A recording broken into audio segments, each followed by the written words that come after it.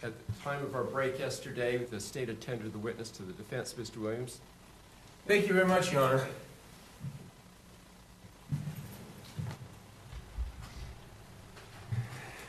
Honor. Good morning, Kathryn. Is it okay if I call you Kate? Sure. And do you commonly go by Kate?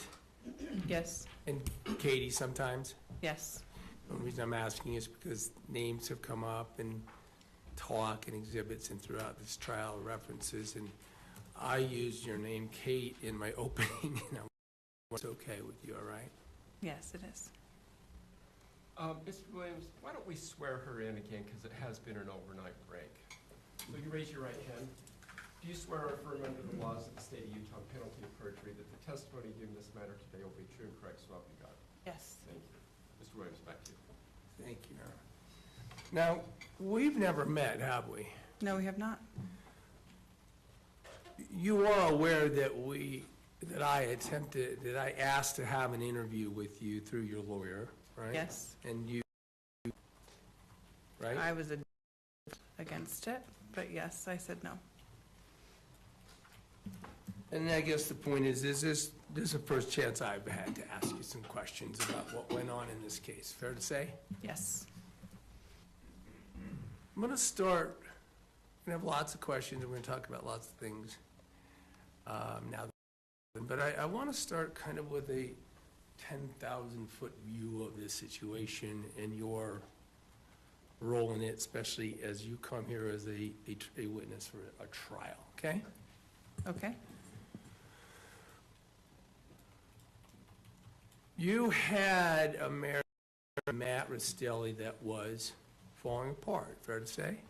Fair to say. Notwithstanding that there were good times, especially early on, right? Correct. As the marriage fell apart, it ultimately got to the point where, as we saw in some text, you just hated it, right? Yes. And you hated Matt. Yes. You hated your life, right? Yes. Now, you had reasons for that, right? Correct. And those reasons included you thought you were being mistreated by Matt, you thought you were being abused by Matt, right? Correct. We're going to get to this notion of physical, mental, sexual, whatever abuse that has come up in the history of the investigation. But whatever it is, you agree with me that you felt like that you treated each other poorly? Yes. He treated you poorly and you treated him poorly? Correct. This is not a trial about Matt. I want, however, to just sort of build up the narrative here, okay? Okay. You felt that he treated you poorly. You had a group of friends and families that you could communicate with, right? Correct. Let's talk about family first. You have a close-knit family, right? Yes. And you, excuse me for a moment. Make sure I should try to do this. Move the finger.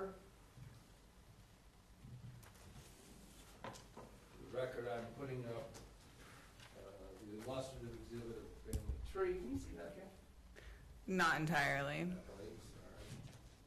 How about now? Yes, I can see it.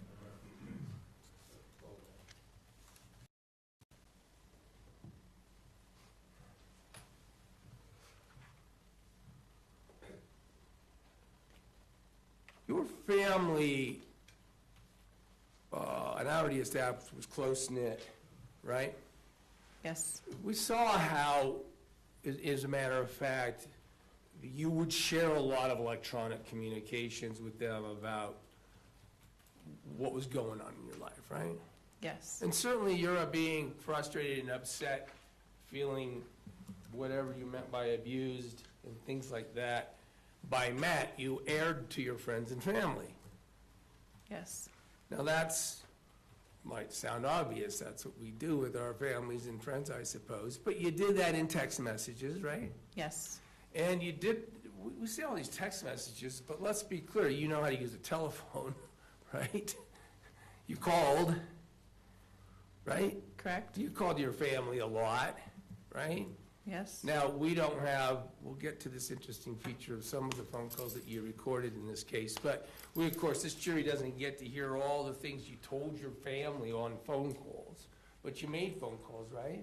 yes, And you aired your grievances to your family, yes, and you knew their family sided with you on your irritations with Matt, right? yes, And that helps explain why they would call him crappy and use poop emojis and things like that, right? They were trying to support you in your position that Matt was treating you poorly. Isn't that a fair characterization? yes, and they had also seen it firsthand. And they've seen it firsthand, right? So while we're on the subject, let's get to that. So let's talk about the Disney event. You had talked about this time where at least somehow in the course of a Disney vacation happened in a room that you weren't at, but your understanding was that your sister Tara Lynn believed it resulted in her believing that Matt was striking the kids in spanking them or whatever in the bathroom, right? Yes, Again, this isn't a trial about Matt, but Matt was a heavy drinker, right? yes, he was. And the point is that your family knew that. Yes, They knew that from seeing it, right? correct?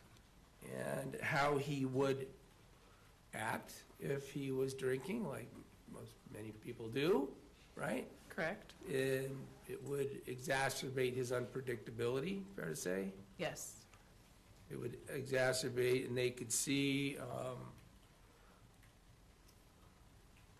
how readily he might be angry, correct?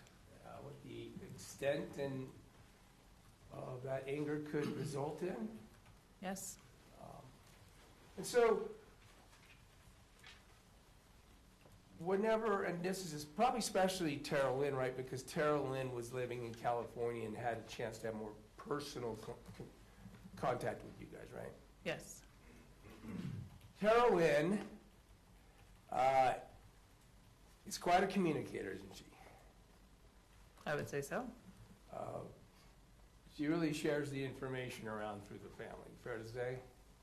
Around the family, I feel like it's more my mother and myself. Let's go quickly to that, because this web of your family, while you may mainly communicate with Tara Lynn and your mother, Tracey, those two are avid spreaders of information. Agreed? No, You don't think so, I- that your mother just shares almost everything she gets and with the rest of the family? no, she doesn't share it with the rest of the family. How do you know that? I don't know that. I mean, that we can, of course, ask them. Tara Lynn, too, sharing information with the rest of the family. I don't know if she shares it with the rest of the family. We saw this evidence yesterday where you actually create links and group texts having to do with the tracking device that you would put in Matt's car, right? Yes. There's I would- lots of group texts between you all where you're all on sharing information and including and especially information about Matt, right? Not always about Matt. Not always, but sometimes. You would share your grievances in group format, right? Not with the entire family. So at the least, you acknowledge that you don't know how much of what you tell Tracey and Tara Lynn then gets out to everybody. Correct. And the everybody is Tim, and especially Kevin and Rachel, who are in Utah, right? Correct. So the Utah contingent, we've got Rachel, Tara Lynn, Kevin, Rachel, Tracey, Kevin, and Tim are your family members, siblings, except for your mother, Tracey, who are in Utah. Jacob and Ari are also in Utah. Jacob and Ari are too. They live in the house at the relevant times, especially in this case, with Tracey and Kevin, right? Yes.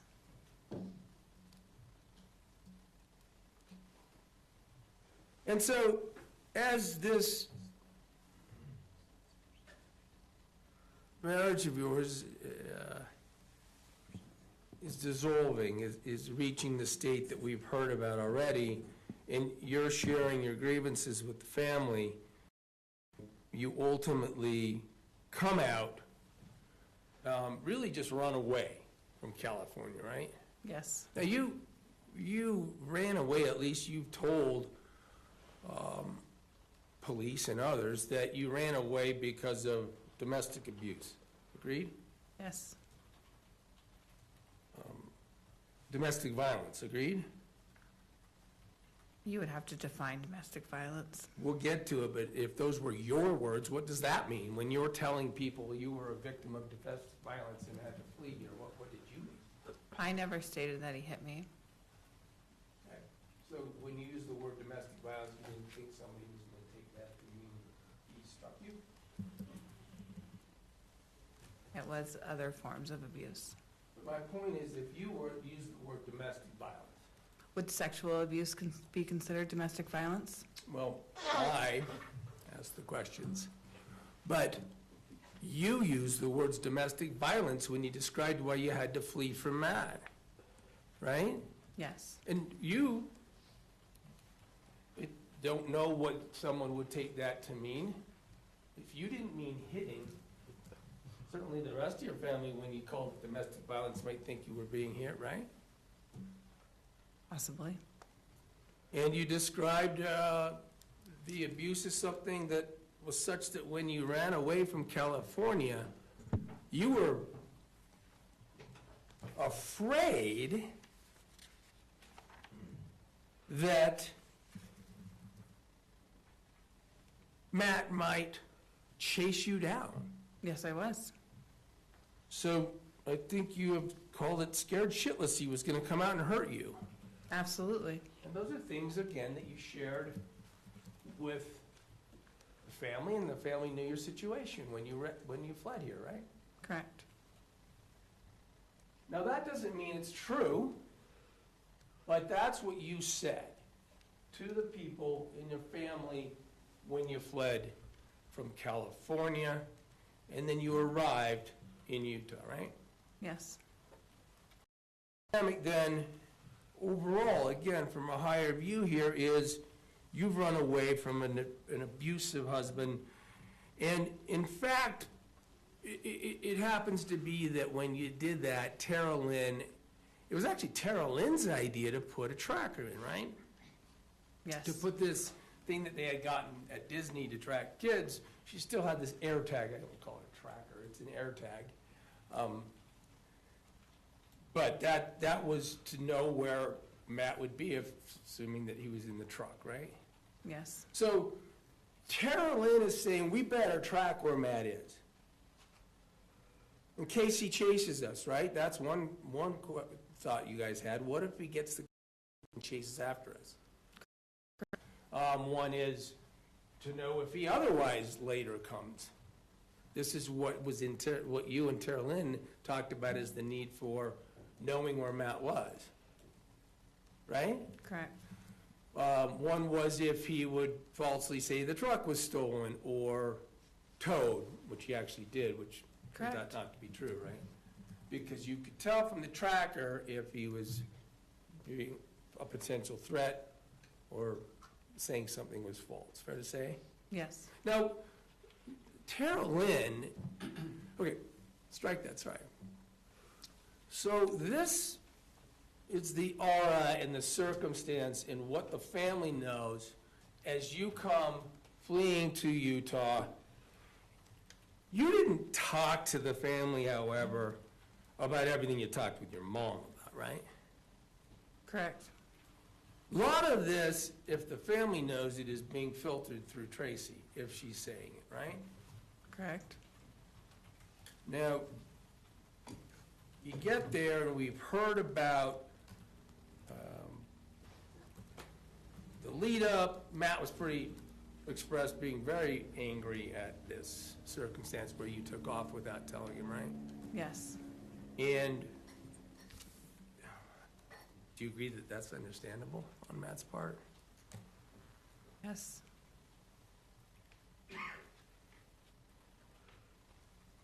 But he did express a great amount of anger to you and your mother, and wanted things like addresses, and said he crossed the final line, right? Yes. So now we're in a situation where, true or not, this family circumstance in the milieu is wondering what's going to happen and how Matt might react. Is that Yes. couple weeks go by, you're engaged in discussions and plans and stuff about how you could actually make it final. You could stay here and keep the kids and not have to return to the marriage, right? Correct.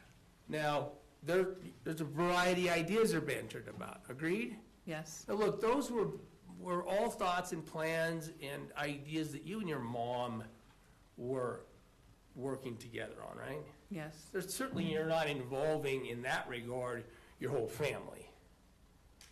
You're not talking to your sisters about these various plans to try to make this permanent. I was talking to Carolyn and Rachel, yes. Carolyn or Rachel, that you didn't want to go back? Correct. That, again, these are people that are, at least at this point, have heard that among the reasons are you're suffering domestic abuse, right? Yes. Let's get to that. You brought up sexual. I mean, you described to all these people that you're being sexually abused by Matt. Yes. Now, I said, what do you mean by sexual abuse? You would tell Tara Lynn that you were being raped, right? He would force me to have sex with him, yes. But usually it's the word rape. Isn't that what rape is? Well- Forcing somebody to have sex with them?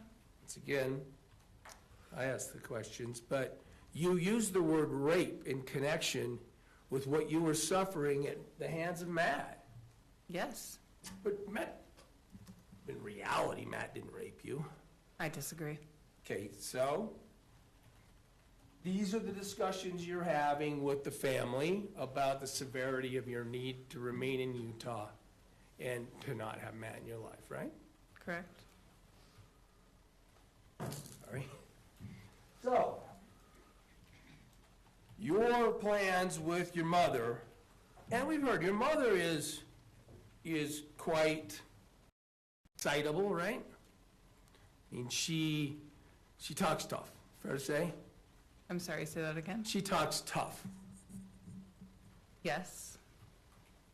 I'll go on. I'll just drive out there and strangle him myself, she would say, right? Yes. And sometimes discussions were had with all of you in person or different family members in person, correct? Yes. Sometimes I would be over at the house, in your mother's house, right? Yes. Where Kevin, Yes. now Kevin mostly was hanging out. Kevin really didn't have a job, right? Correct. And was kind of beholden to Tracy, your mother, right? I'm sorry? He didn't have money. He kind of was beholden to asking her for money, having her buy food and things like that, right? Correct. As a matter of fact, what Kevin was is a really, really good pool player. Yes, he was. And that was his passion, and he would borrow dues for the pool, and pool meaning billiards, pool, and things like that from his mother so he could do it. Yes, Oh. as far as I knew. We might unpack this again a little later, but, I mean, Kevin would express shame about that role, wouldn't he? He never expressed it to me. Well, you knew that he, as a matter of fact, and we'll get to it, and I think maybe addressed it a little bit on direct. And I'm sorry if I forget whether things were on direct, to that age, but this notion that he would tell his mom he felt worthless, Yes, she shared that with me. that so much so that he felt he really didn't have a place on this earth, and he committed suicide. Correct. That was related to, in part, because he was pretty despondent about a breakup with the girlfriend he had in Illinois, right? I don't know the reason why he felt suicidal. You just knew that he would express feelings of worthlessness and suicide, right? Correct. And again, when we unpack in more detail these events of the night in question when Matt was murdered, as you say, by you,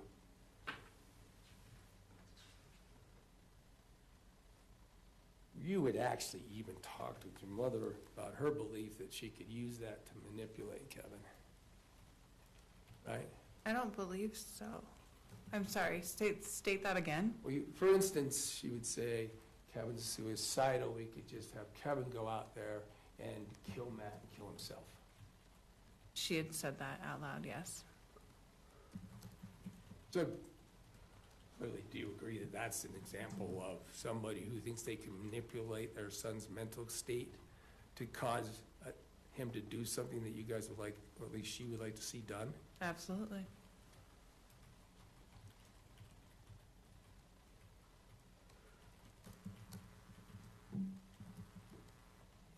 You seem to work up while you're out there to coming up with various plans and ideas and attempts to not have to deal with your life with Matt, not have to go back to California. Some of them were delay tactics you've described, right? Correct? Apparently by a divorce lawyer who even suggested delay tactics. Yes, sir.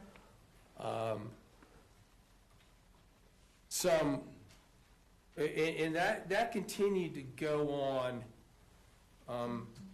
until, as you have agreed, that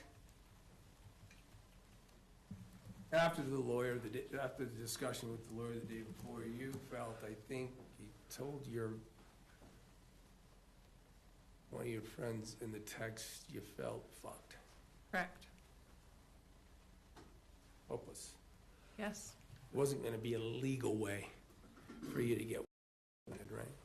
Correct.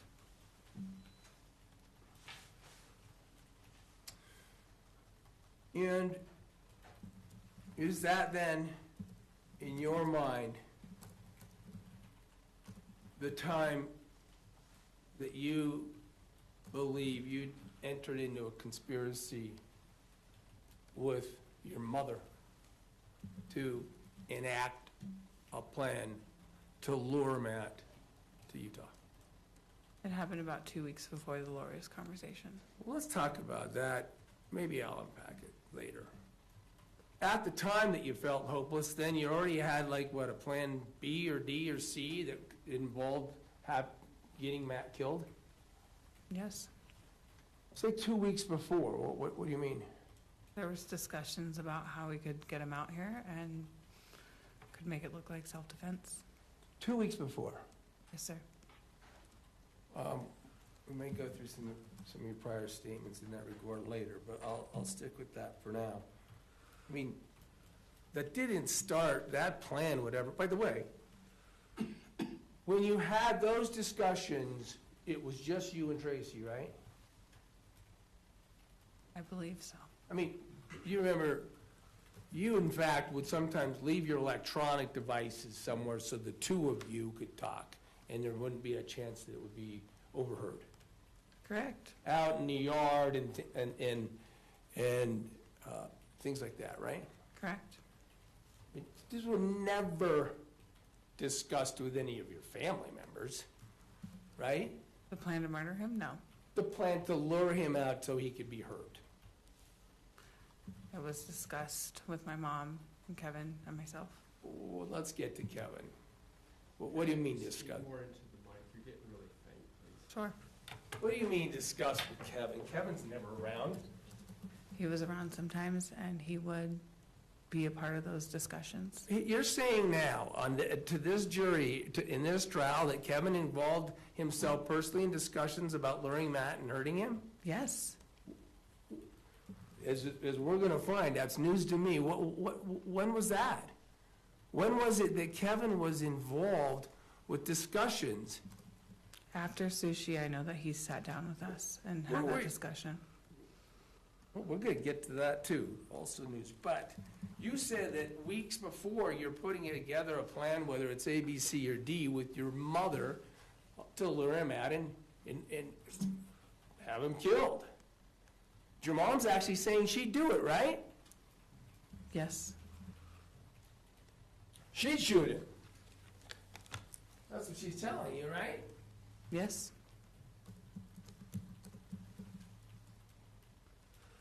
Let's be clear. You're not telling this jury that Kevin was part of any of that discussion, right? He did have a part in a discussion, yes. Well, let's nail it down. When? I mean, After sushi. let's define what weeks are versus days. I'm trying to nail down when you decide in your mind to conspire to have Matt killed with the plan that you and your mother are developing. It's just you and your mother developing, and it's your position that it's after sushi that Kevin is somehow involved for the very first time. Can we agree on that? No. Because Kevin knew what was going on. How do you know what he knew? I mean, you've told the police a million times that you didn't talk. You said to this jury, you didn't talk to him, you didn't text him, you didn't communicate with him, But etc. my mother did. Well, how do you know what your mother told him? You're right, I don't know. Now, your mother has been described, and I think maybe even by you, as a mastermind. When you talk to these police in your interviews and such, you talk to her about being the mastermind of this, that it being her idea, right? Yes. So you're admitting that if you think that Kevin's involved, it's because you assume your mother somehow got him involved. Can we agree on that? Sure. Because you have never even told, by Tracey never even told you that he bought in, was informed, or did anything with her knowledge. In other words, not even your mother told you what she ever told Kevin, right? Not what happened at sushi, but I know that she had discussed it with him. How do you know? You've never been in the presence of your mother talking. Correct. You've told police, didn't you, that you, in fact, the scenario was your mother seemed to isolate you and Kevin in this and say, I'll talk to Kevin, and she talked to you, right? Mm-hmm. Yes. You never talked to Kevin, right? Correct. And you're never present when your mother talks to Kevin, right? Correct. So these things you're talking about involving Kevin and any knowledge he has are not first person. You're not present with Kevin for any of it. There was one conversation where I was present with Kevin and my mother. Enlighten me. We'll get to the fact of why I'm surprised to hear that. What? It was after sushi. When they came back, when she told me I'm going to sushi with Kevin. They both came back. We had a little bit of a discussion, and that was it. Okay, we're going to get to a timeline then to understand that, but let's just place it in time for this trial now. That happened in time after some sort of sushi lunch occurred, right? Correct? For instance, by the way, you don't know that anybody had a sushi lunch except for Tracey telling you she went to lunch with Kevin, right? Correct? You didn't go. No, I did not. You didn't talk to Kevin about going to sushi.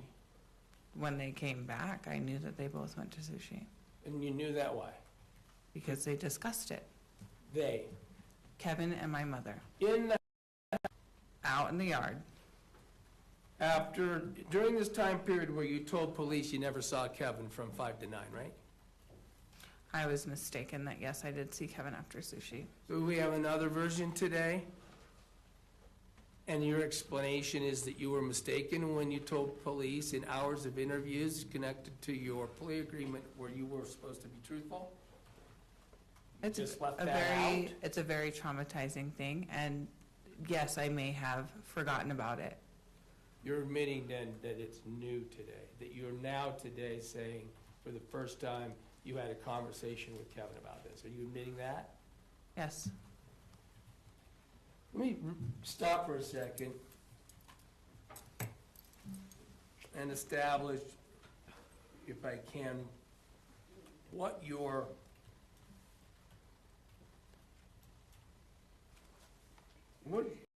occasions that you have engaged in communications and interviews with law enforcement. After you entered into, well, in connection with what you hoped would be a plea deal, we'll get to what you achieved in that plea deal, but you were able to meet in a room and have an interview, right? Yes. And that was with your lawyer Yes. and prosecutors Yes. and Detective Nordine. Correct. Detective Nordine, I rarely get to do this. Do you see him in the courtroom today? Yes, I do. Where is he sitting? He is sitting behind the prosecutors. With the badge. So you've got, Yes. he's the case agent. Yes. So you have this debrief, right? And we're gonna get to how it was set up and whether you were supposed to tell the truth, the whole truth, answer all the questions. But that occurs in a room, a conference room type place, right? Yes. Then you have another meeting in December, I think it's December 18th, where they engage you in a Zoom meeting from the prison, right? Yes. Have you talked to him since December 18th? No. No preparation for today's trial? Briefly, right before I had come in yesterday Where was that? in the holding cell. And you My met, attorney came and talked to me. not with the prosecutors? No, sir.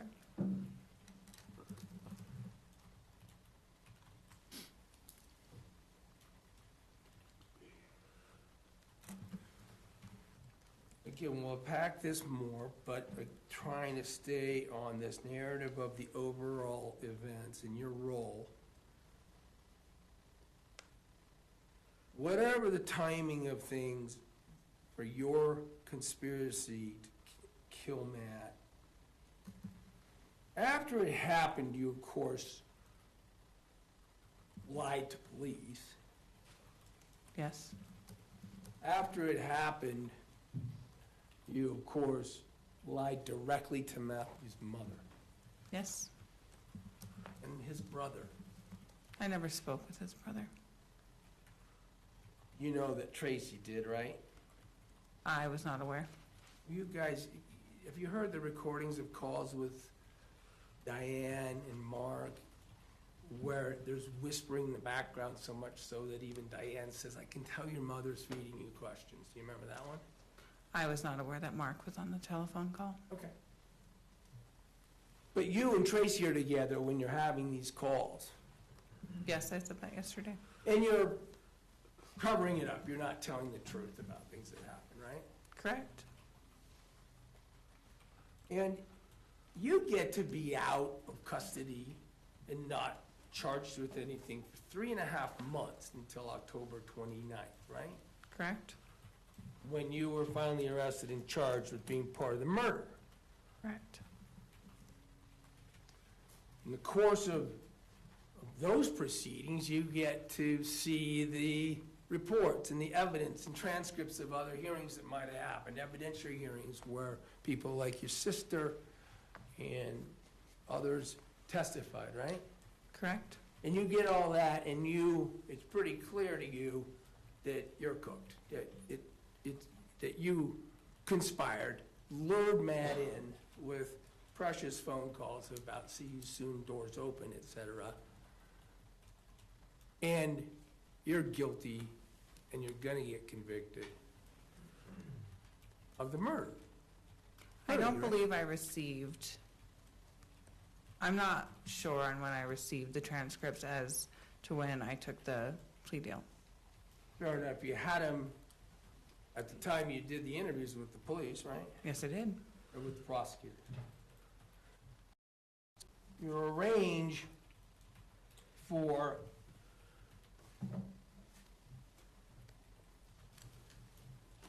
excuse me. Yeah, that's 1, 2, 3, 4, 5.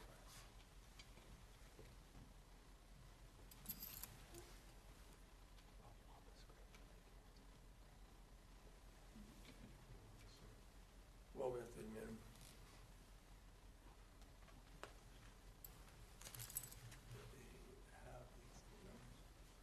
You arrange for trying to get a plea bargain, right? I wanted to tell the truth. You arrange for a plea bargain. Yes, I came to my attorney and I said I want to tell the truth. You could have told the truth without a plea bargain, right? I could have.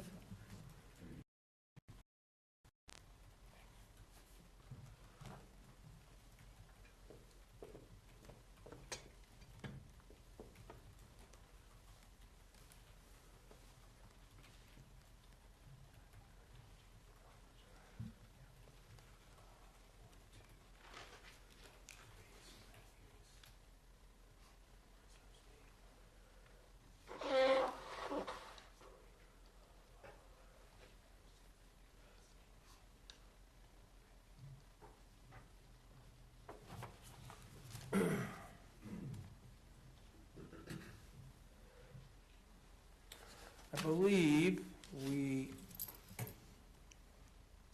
have a stipulation and agreement that defense exhibits 1, 2, 3, and 4 would be, are admissible. State concurs. All right. Defense exhibits 1 through 4 are admitted without objection. For the record, and the benefit of the description, in the exhibit list, exhibit 1 is a letter that we'll call an offer letter from the county attorney's office. Exhibit 2 is what we'll call a proffer letter. From that, That's June 6th.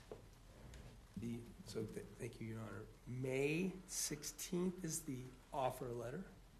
right, so May 16th is the offer. Exhibit 1. Hold on, let me get that in. What year? 2025? 2025. Thank you, Faye. And then May, and then June, what was the? June 6, 2025 is in Kathryn Restelli's proffer through her lawyer on the lawyer's letterhead. Then there is Exhibit 3, which is called the grant of use immunity document. Signed May 19th of 2025.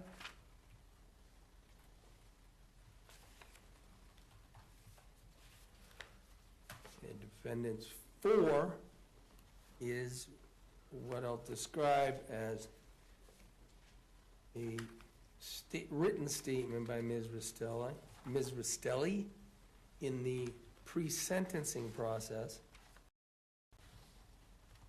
which would have been created in connection with the pre-sentence report. Appears to be dated July 16th, 2025.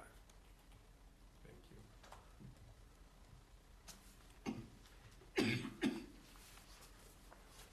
At any rate, I mean, you didn't call him up and said you wanted to tell the truth. You had your attorney see if he could get your plea bargain, right? Yes. And in response to that, the state made you plea bargain, right? Correct. Can we put 1 up? I'm gonna test our ability to put this for the first time.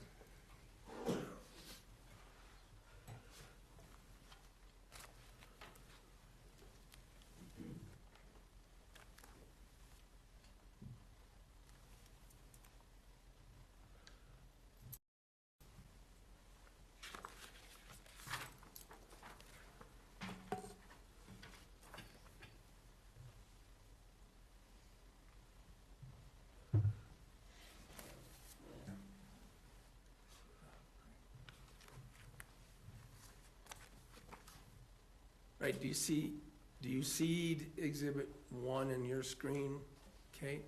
Yes. Request to publish. Any objection? No objection. All right, you may publish it. No objection for the state on 1 through 4 on publishing. Thank you. This is what we're calling the offer letter. Your attorney, apparently pretty skilled, he gets them to offer you a plea deal that would reduce the murder to a second-degree felony from a first-degree felony, right? Correct. Now, you certainly understood the difference. That Just a explained to me. second-degree felony has an indeterminate sentence of 1 to 15 years, whereas a first-degree felony, and if it's a murder, is 15 or even 20 years to life in prison, right? Correct. You move from 20 to life to 1 to 15 is your indeterminate sentence. You knew that was going to be part of the plea bargain that the government gave to the person who lured Matt to his death, right? Correct. And some other included that you would plead to some other things. And one of them had to be conspiracy. They're saying if you want your deal to get that reduction, then you got to plead to conspiracy too, right? Correct. Now, the conspiracy you understood, you had a lawyer, you ran all this through your lawyer, right? Correct. And I think you agreed that he provided you good assistance, right? Yes, he did. I think he answered all your questions and you felt you understood the legal process and the fact process and the plea bargaining process, right? Correct. So with these other offenses, again, they're reduced. Now, the felony discharge of a weapon, that one says felony 1, right? Correct. Now, felony 1 is 5 to life, correct? Correct. However, there are matrices that give you an idea, at least, of what kind of sentence might result from one kind of plea, right? Correct. And in reality, even though that third-degree felony, number 3 felony, first degree, F1, even though that's an F1, 5 to life, under your sentencing at the board, the matrix that's going to mostly apply is the second-degree murder, right? I'm sorry, say that again. You've got a matrix that applies in it, and it shows what the likely sentences might be from the board of pardons for various offense levels, right? Correct. I'm on the subject. Let's just do it. May I approach? Yes, you have an ongoing. Thank you. We're just talking, sort of in generalities, and there's no, I'm sorry. Didn't touch the ring.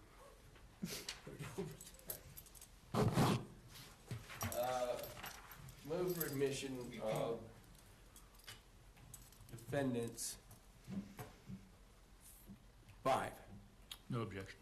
Objection? No objection. Correct. Exhibit 5 is admitted without objection. So let's put 5 up as we talk about what this offer letter means for you that the state's willing to give you. It's this, as it comes up, as we're getting it up, it's a matrix. It was part of your pre-sentence report, right? Correct. And what we were talking about in terms of time is, if you look down on the matrix as they being pre-sentence report preparers, and your lawyer was speaking to you about this as you indicated, there's this square around 108 months, right? Correct. That's because you were allowed to plead to a second-degree felony, right, that resulted in death, right?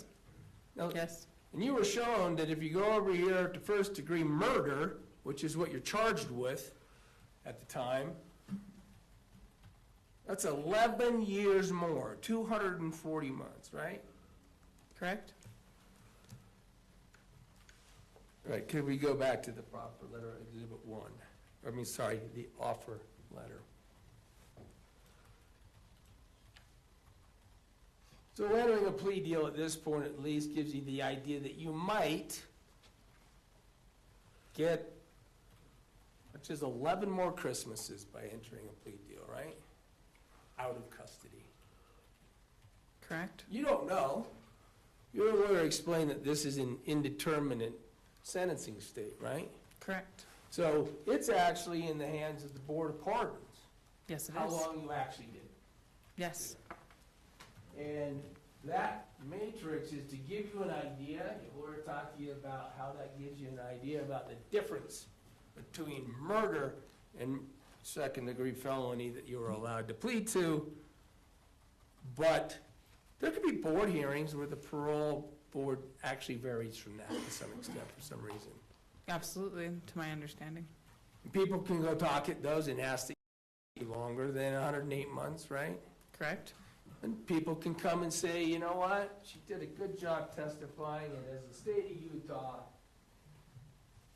we think she should get consideration for that. And they can actually help advocate for you to get your 108 months later. The government can, right? That's news to me. Let's go back to what you had to do to get this from the government. This is what the government says. That you have to give a full and complete proffer of evidence through your attorney. This says Mike Brown. I didn't redact this, but fine attorney. And the idea is that you're supposed to give him an idea, and then he's going to give the government an idea of how what your testimony would be, right? Say that again? That was terrible when I ran on and on. I apologize. Number one in the offer is it's contingent. You don't get this offer. You don't get this plea bargain unless you undertake a proffer of information through your attorney. You give the government some information, right? Yes. Okay. I hope that was a little better.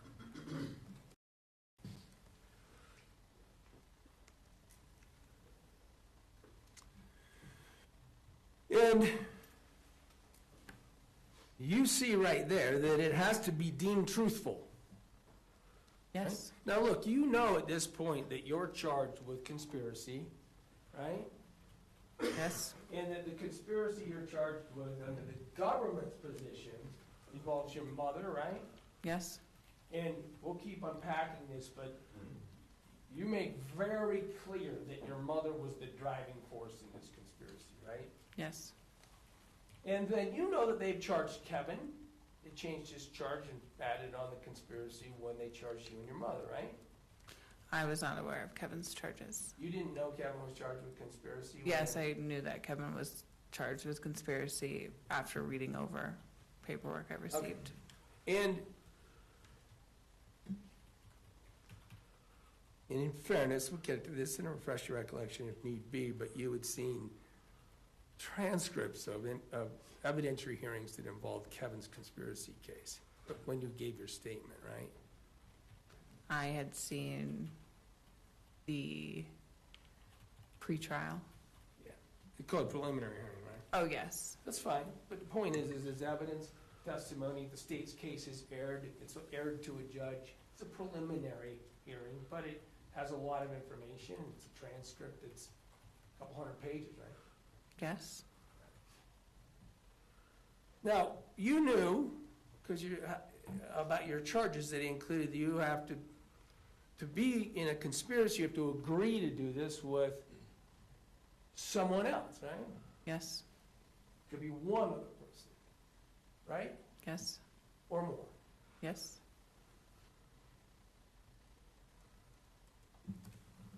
Then, according to this document, the government says, we'll receive the proffer, and if it's determined to be truthful, we'll send you an immunity letter, right?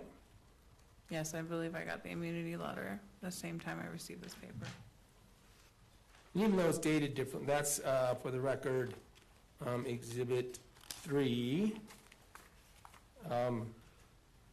Immunity means we'll not charge you in relation to what you tell us, right? That's your understanding of it. Correct. And if you have said false things previously, we won't charge you, right? Yes. However, it says, if when you get on a witness stand and we think you're not telling the truth, you could be charged with perjury. Correct. So I still need one.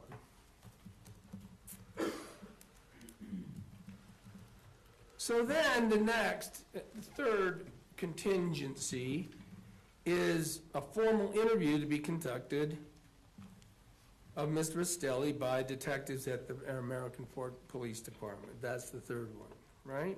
Yes. Okay, so that's what you need to do to get this plea deal and this reduction. Yes.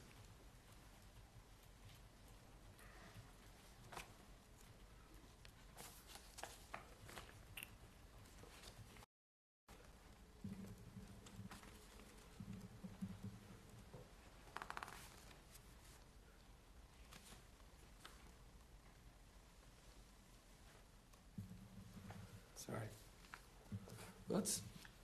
Let's talk about what you told them in that first step, the proffer. Through your attorney, this is defendants too,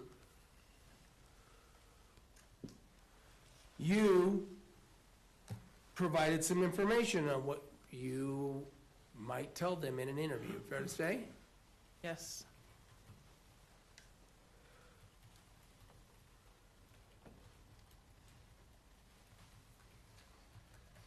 You, among those items of information that were iterated,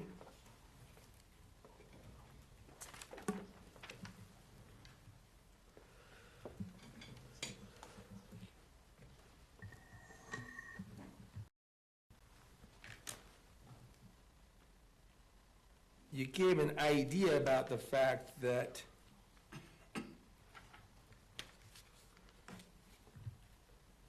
you spoke about your relationship with Matt and your relationship with your mother and confiding about your marital issues and things like that, correct? Yes.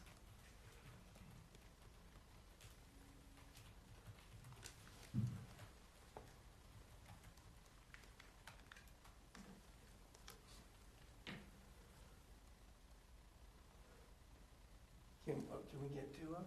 Yeah. Okay.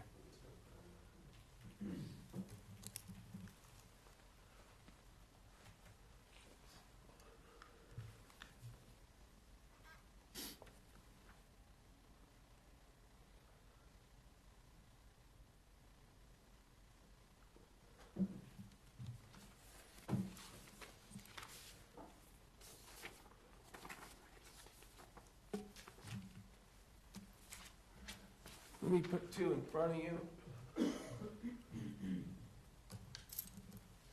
Sorry.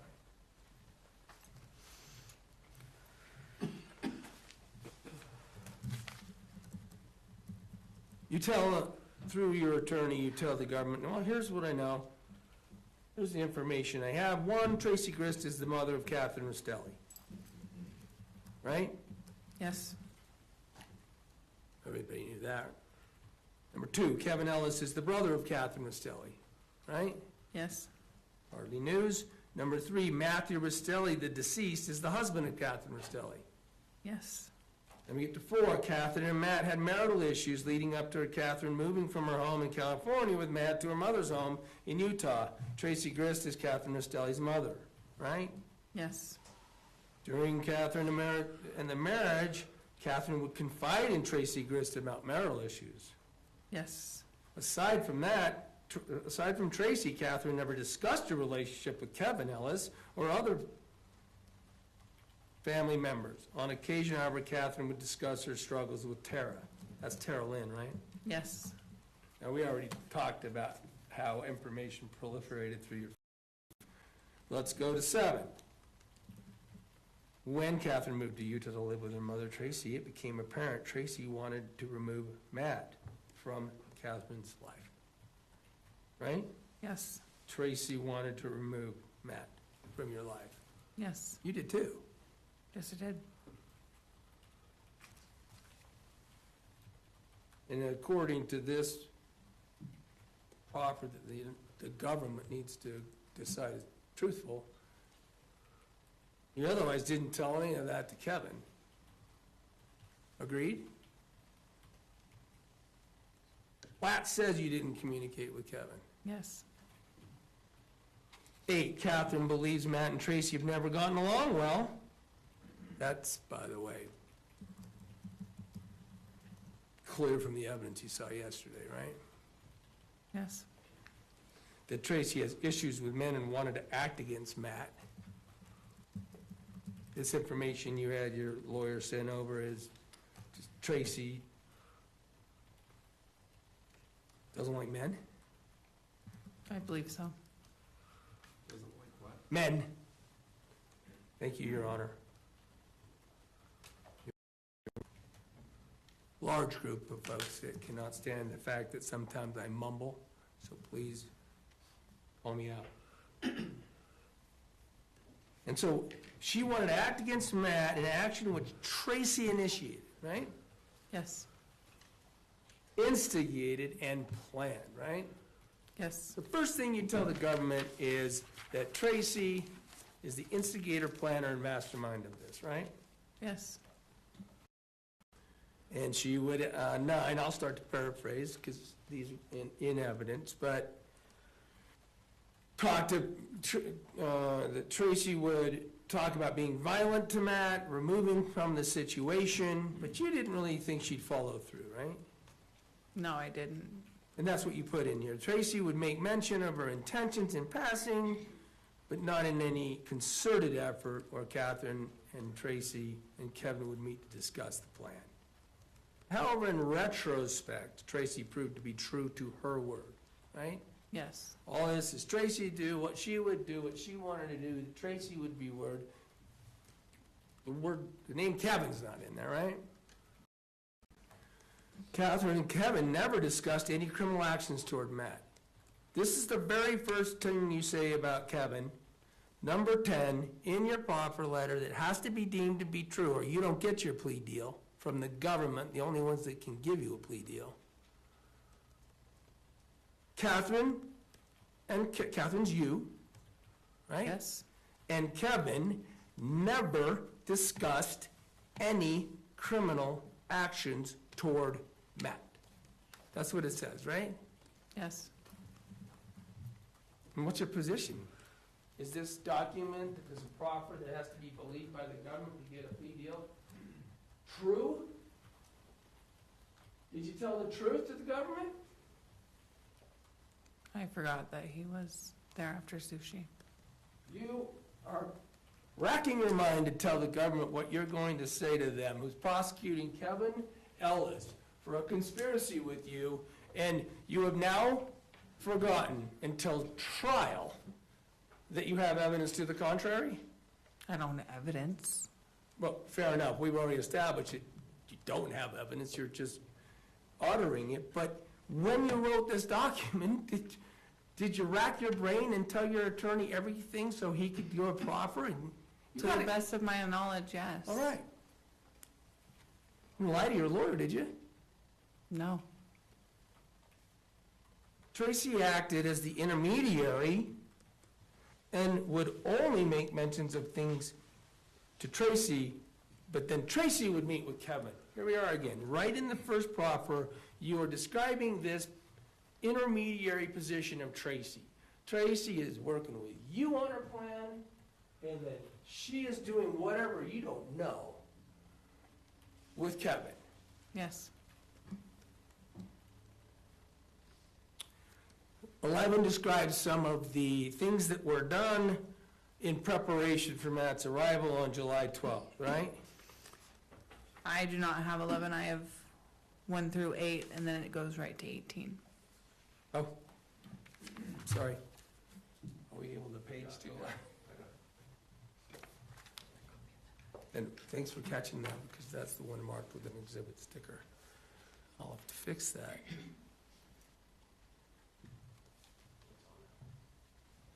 So now we can just show it on the screen, and I can walk through.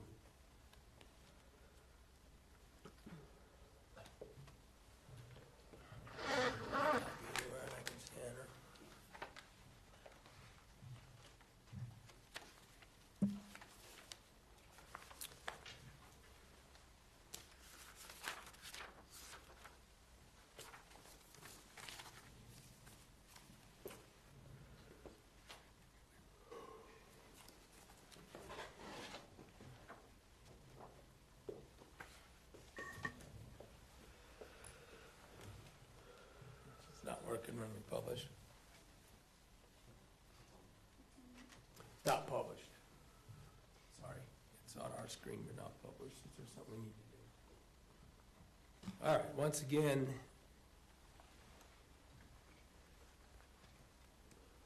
this exhibit, I've been running through you with 10. I'm sorry that you don't have that. Can you see it on your screen? Yes. All right. We already established in paragraph 10 about Tracey being an intermediary. You never discussed any criminal actions towards Matt with Kevin.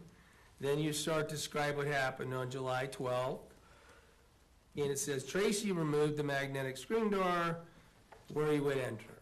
And why? That it would make it so Matt could enter the home more easily, right? Correct. Now, it's Tracey who did that. Yes. On this proffer. Now, when you interviewed, you acknowledged you and Tracey both did that, right? I never removed the screen door. No, fair enough. We're just on screen door here. But in terms of preparation, blankets, moving toys, screen door and all that, you were present. Yes. Kevin was not. Correct.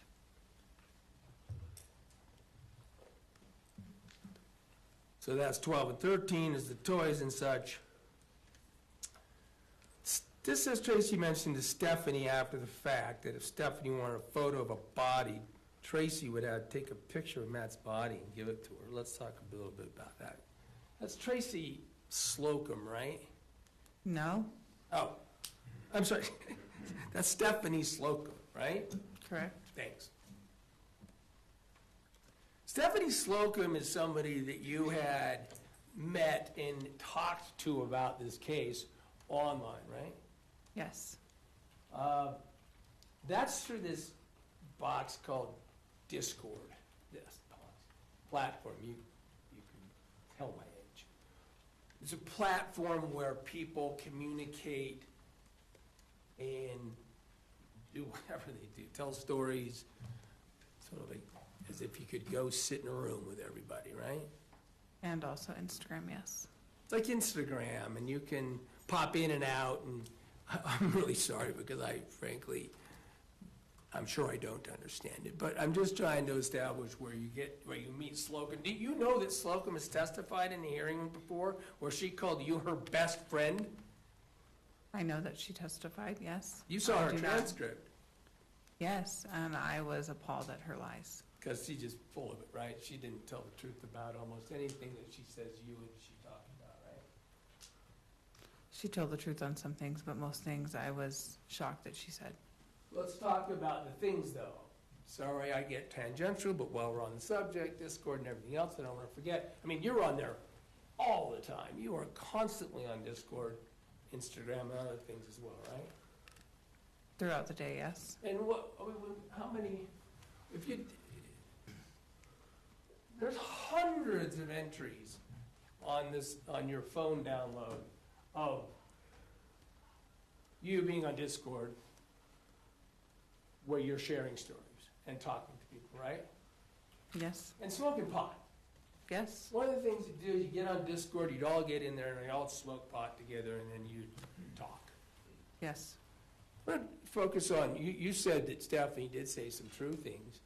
For instance, when you started talking about Matt and your life and your abuse on Discord, right?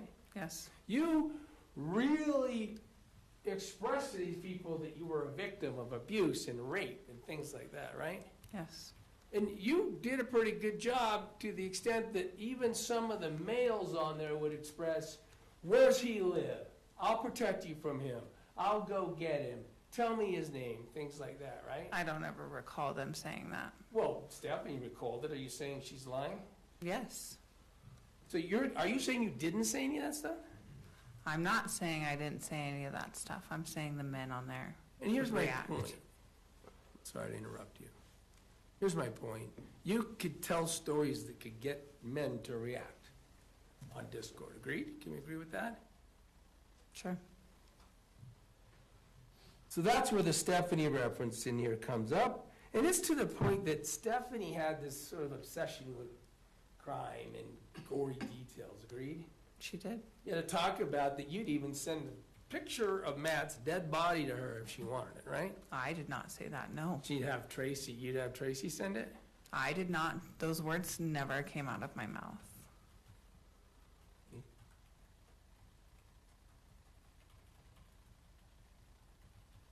Tracey, number 14, your mom had mentioned to Stephanie, that Slocum, after the fact, meaning after Matt was murdered, that if Stephanie wanted a photo of the body, that's Matt's body, right? Yes, That your mom would take a picture of the body, right? yes, my mother said those words. I never said that to Stephanie.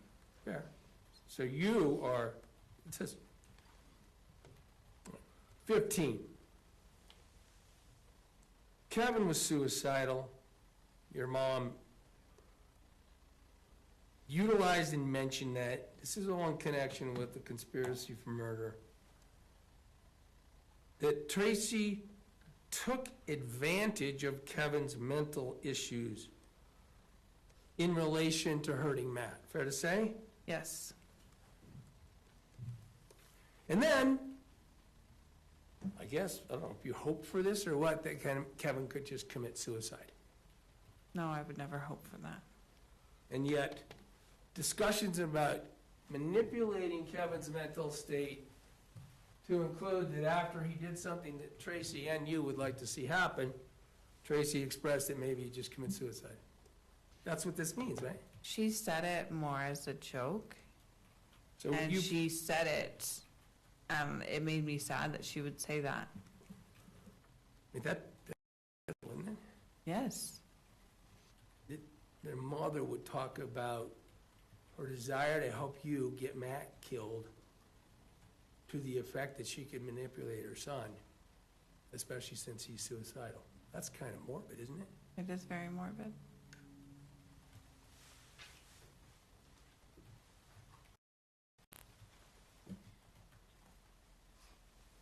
Then we get to paragraph 16, which has to do with using the air tag to trace, right? Yes, We've already discussed, at least in your mind, yours and Tara Lynn's mind. And once again, Tara Lynn is never in on this idea of hurting Matt. correct. You agree, Tara Lynn is a good person. She would not engage in Correct. helping you hurt Matt. Correct. And she could only know about Matt and what Matt does or says to you or abuses you from you, right? I sent her voice recordings.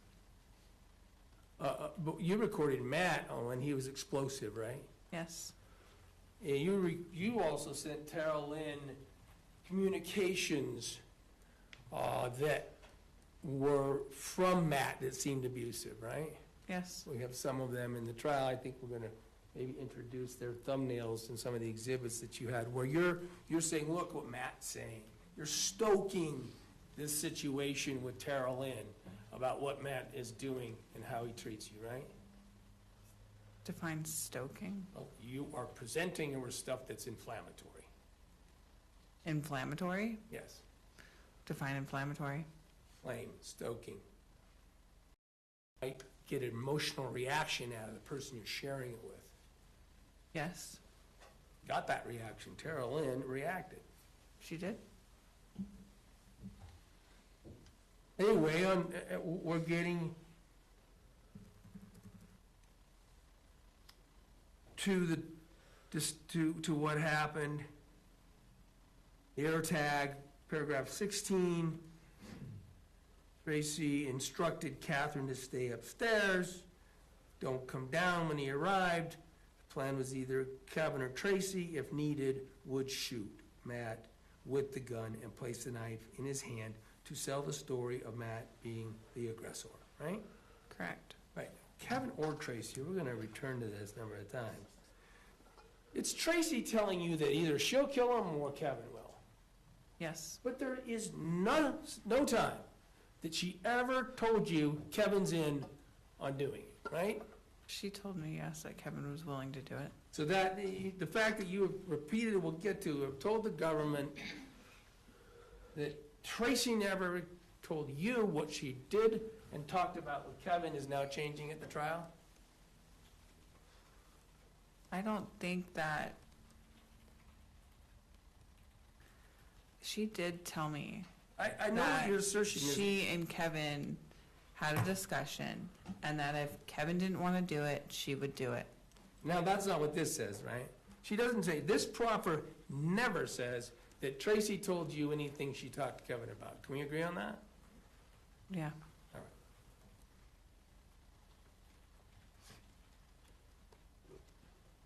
17 talks about how, you've already said, Matt didn't bring that knife. You've Correct. been shown that knife. Because she and Tracey had the knife prior to Matt's arrival that day. And Tracey would likely put the knife in Matt's hand, right? I do not know who put the knife in his hand I'm aware of- because I was upstairs. You don't know. You're right. You told the government that your understanding from communicating with Tracey, it's only Tracey, you've never communicated with Kevin on the subject, that Tracey would put the knife in his hand. Yes. Doesn't say Kevin, doesn't say Tracey and Kevin, it just says Tracey, right? Yes. And then here's the final paragraph. Kathryn never discussed any details about shooting Matt with Tracey.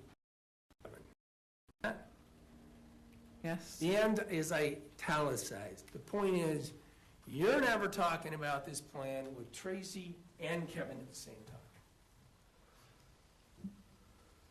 Right? Yes. You thought long, you thought hard about trying to get a deal that could save all of this time in prison for you, what the government would need and want to hear. And you said, among the things we just discovered, that you, Kathryn, never discussed any details about shooting Matt with Tracey and Kevin together. Never, right? That's what it says, yes. Well, and that's what you caused to be given in the way of truthful information to the government the very first time, right? Yes. And you thought long, you thought hard, you had discussions with your lawyer about making sure that the information you give to the government would be relevant and material to the charges that they're bringing not only against you, but Kevin Yes. and your mom. Yes. Let's get to the other point I made. And I apologize to you and everyone in the room if I'm seem to be belaboring this, but the next line is Tracey, your mother, wouldn't discuss the details with you, only that there was a plan going on and that she, Tracey, would speak to Kevin about the details, right? That's what that says. Yes. That's because of what you knew, right? Yes. That's because that's what happened, right? She distanced you and Kevin. She kept you on prongs of her plan. I'll talk to Kevin. I'm not going to tell you what I'm talking to him about. But here, let's talk about our plan. You'll lure him in, et cetera. We've heard what your plan, your guys' plan ended up being. Never you and Kevin together. Tracey's in there directing the conversation.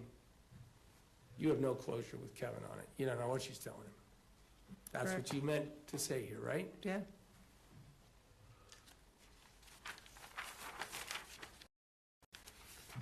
Now, we already established in Exhibit 1 that the first part of getting this deal was that, according to the prosecutors, it had to be truthful, right? Yes. Well, here's what happened. You received an immunity letter, right? Yes, it did. And then the prosecutor who said what you said, what we just went over had to be truthful, arranged to have you interviewed, right? Yes.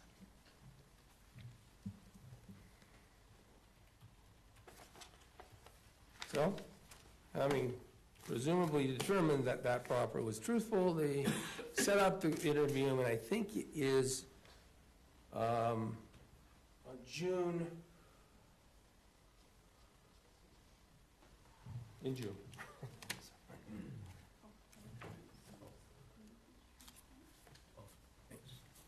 June 12th, y'all get together in the room and you have this discussion in this interview with the prosecutors, and certainly they are free in that interview to ask you any question they want, right? Yes. You told them that you'd be truthful. Yes. You understood that they're gonna have to believe it for you to get your deal still, right? Yes.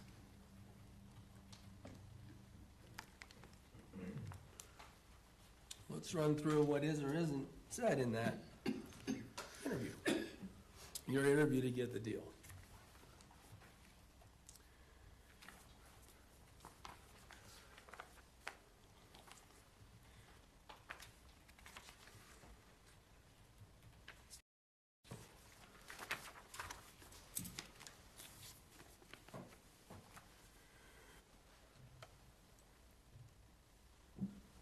I'm going to focus on questions that had to do with Kevin, but also what you said about Tracey being the mastermind, okay? Okay. Having given the proffer that we just went over, when you get to the subject,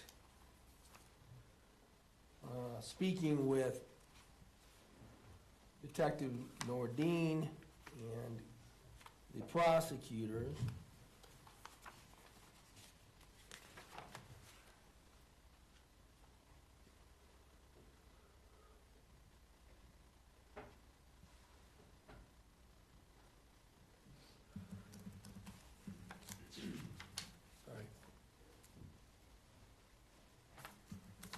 you again reiterated to the prosecutors this notion that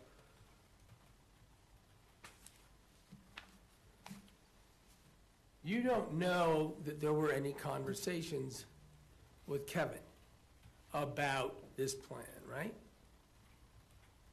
I was only present for the one after sushi. Well, you agree, as you sit here today, you've never said there was we've already established you said there wasn't any conversations in your proffer letter. You remember telling the police when you had your I must be truthful to get my deal meeting that there was never any meeting with Kevin. Yes.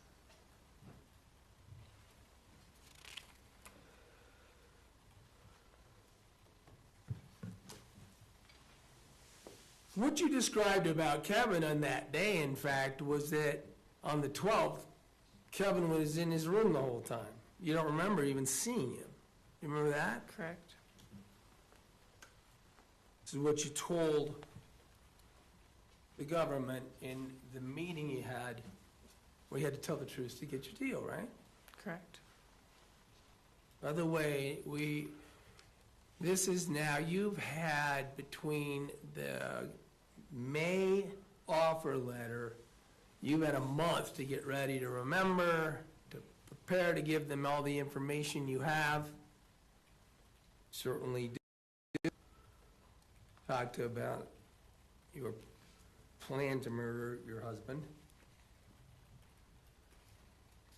And who was involved in what happened. You've had all that time to prepare for the meeting, right? Correct. And at this point in time, you've had a whole long time since you are arrested and charged with this crime, right? Yes. And again, you reiterated to the police, at least, this notion that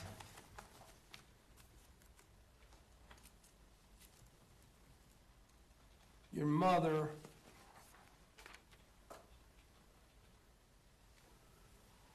went to sushi with Kevin, right? Remember that subject came out. Yes. But what you told them in this meeting is you don't know what was said with sushi. I don't know what was said at sushi. You weren't there. You're right. And since you don't know what was said, not only do you not know because you didn't go, you don't know because your mom didn't tell you. Right. Mom never said anything. The belief is, there's this sushi meeting. Now, they went to sushi all the time, right? I don't know.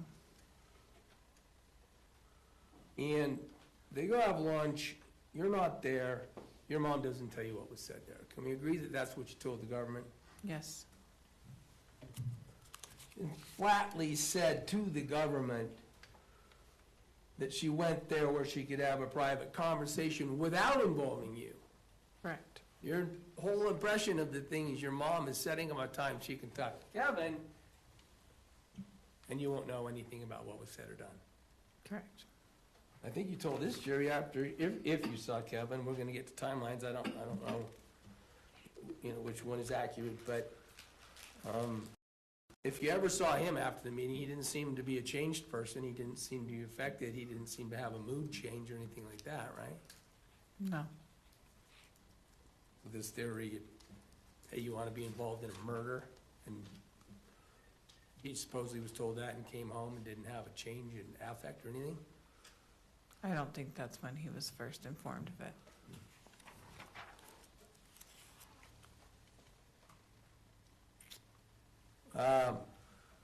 You also told him that, as you've said, Kevin is not around where changes are made downstairs, with the toys being moved, screen being changed and things like that. Kevin's not down there. I don't know where Kevin was. Well, you know he wasn't down there because you were down there doing all that, right? Correct. And he was not there. I didn't see him. So I didn't ask you if you knew where he was, I just asked you that you can confirm that he's not present when all these preparations are being made, right? Yes. He doesn't know why you might want to clean up toys, why you might want to put toys away. He knows why it was done. Yeah, I know that that's your assertion. We've established, I'm walking through what you have told the government before, not team you're on now. So that's how you describe anything having to do with sushi.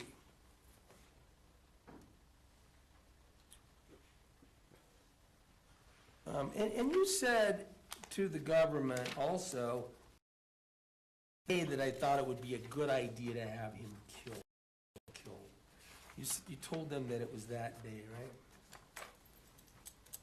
I don't recall. There are some transcripts up there. I have labeled them 1, 2, and 3, and 4. These are transcripts of the recording of the things that you said to the government interview, okay? You're meaning I have them in front of me? Oh, these Yeah, I'm ones sorry. here.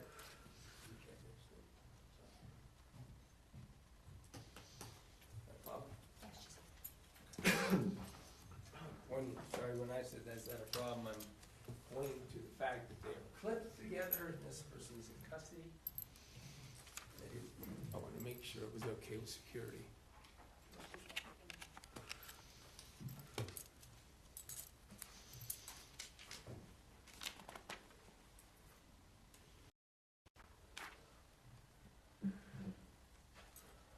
Okay. On page 35, just look at that to yourself.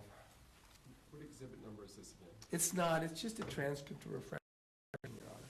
We will not be seeking to admit it.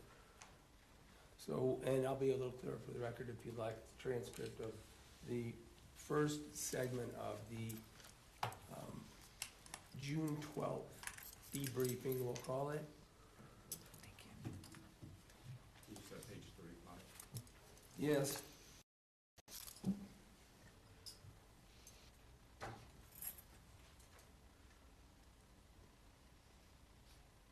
And these lines are not numbered, but as you look through that, please refresh your recollection about what you told them, about when you thought it would be a good idea.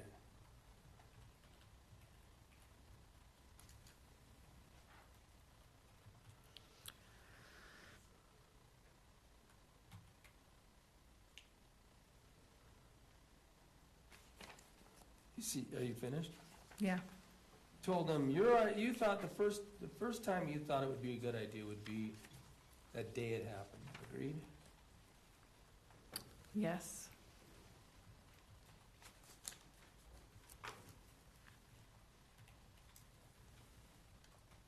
I'm sorry that this is a little bit tangential, but you went on to talk about your plan not to go back. And even told them it was because you were on page 36.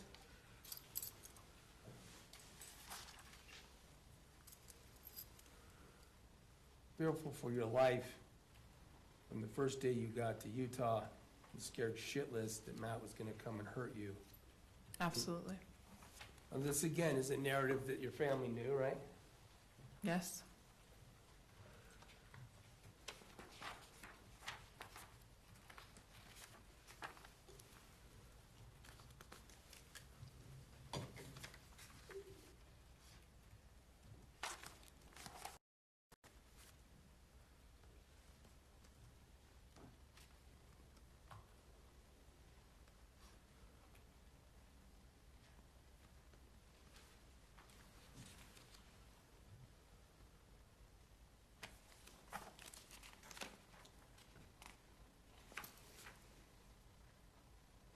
Having established that in these in your proffer and in these interviews, you never told the government you had some meeting and talked about anything with Kevin, fair to say that didn't get fleshed out in the questioning with them. They never got a chance to ask you, really when? Under what circumstances? Who was there? What was said? That's never been asked of you by the government because you never told them that that supposedly happened. Fair to say? Yes. And by having not talked to them about it, certainly it's not in any transcript that we've seen. Agreed? Agreed.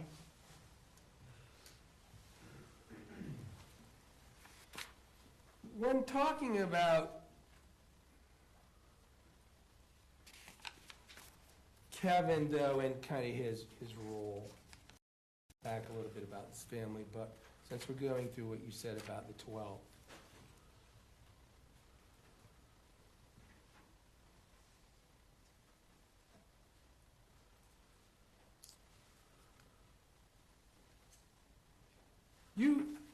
you did tell the government and describe that in terms of this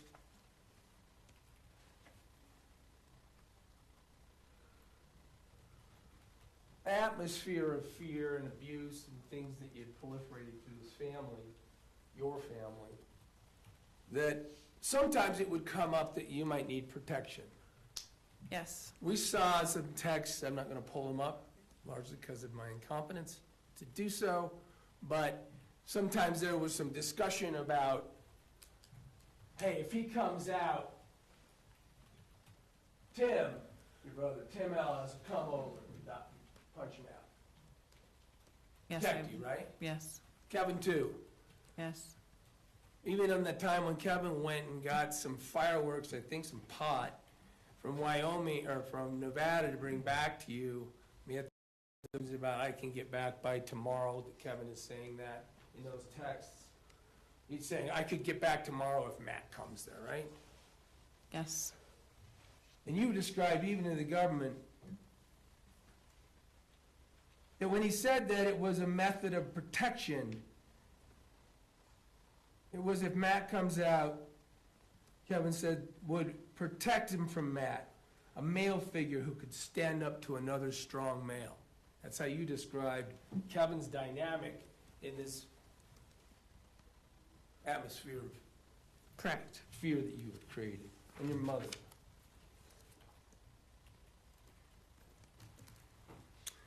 You even reiterated it later strictly in connection with what you had built up in the atmosphere of fear and anxiety and abuse. You said specifically to Detective Nordine about when the discussion of your fear came up, Kevin would say, I'll protect you, right? Yes.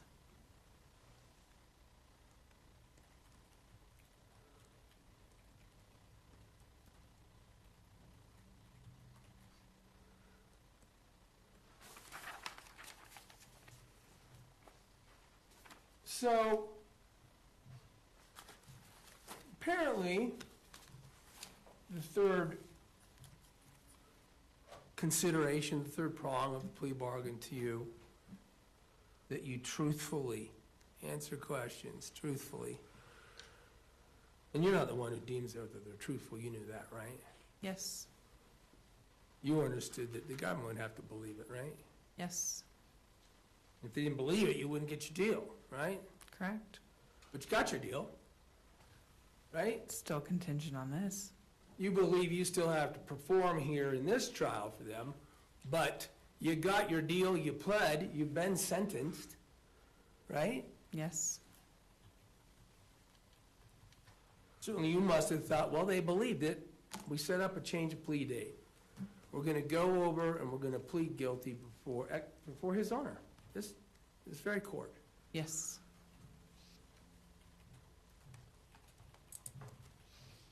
To engage in the practice of pleading guilty, a form is created called the Statement of a Defendant in Support of a Guilty Plea and Certificate of Counsel. Right?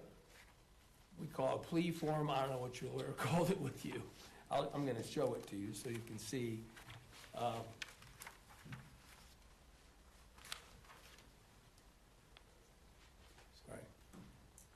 With that recess. Mr. Williams, back to you. Thank you, Your Honor. Kate, when we were finishing up, we were talking about where you were in the Thank you. Where you were in the process of effectuating, getting your plea bargain. And after you interviewed in June with prosecutors and case agent Nordine, you then had to put together paperwork for the court and enter your pleas of guilty, right? Yes. Now, we talked about a document. It's called the Statement of Defendant in Support of Guilty Plea and Certificate of Counsel. Remember when I brought that up? Yes. That's actually the reason I brought one up to show you the cover of, because there's only part of these documents that are now admitted into evidence or change of plea that is really relevant to what we're going to talk about next, okay? Okay. And that is that these documents contain a section where the facts are laid out of the crimes you committed, and you have to agree that they're true. Is that your understanding? Yes. And that was your understanding went through the process to ultimately enter your plea where you're going to get your plea bargain, right? Yes.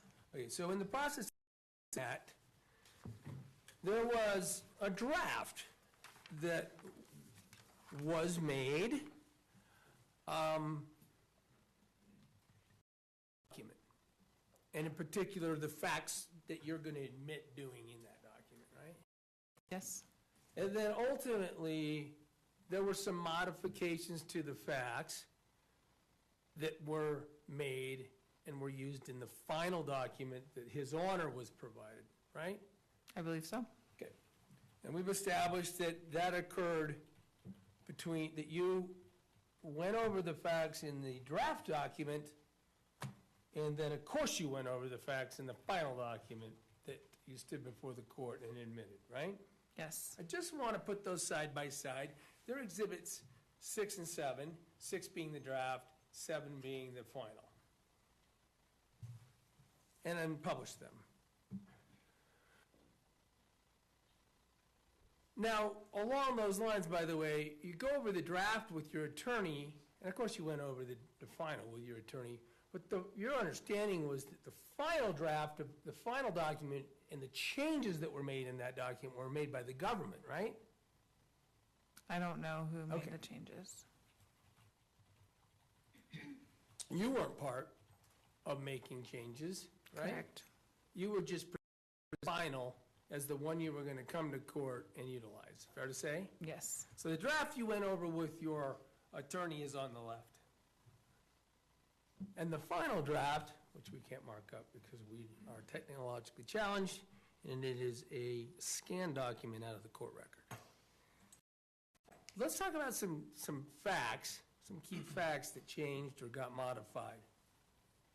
First one, for instance, when you're talking in the first admission of facts, it says, some highlight that you moved to Utah to live with your mother, Tracey Grist, and brother, Kevin Ellis. Kathryn Restelli left Matthew Restelli for marital issues and abuse.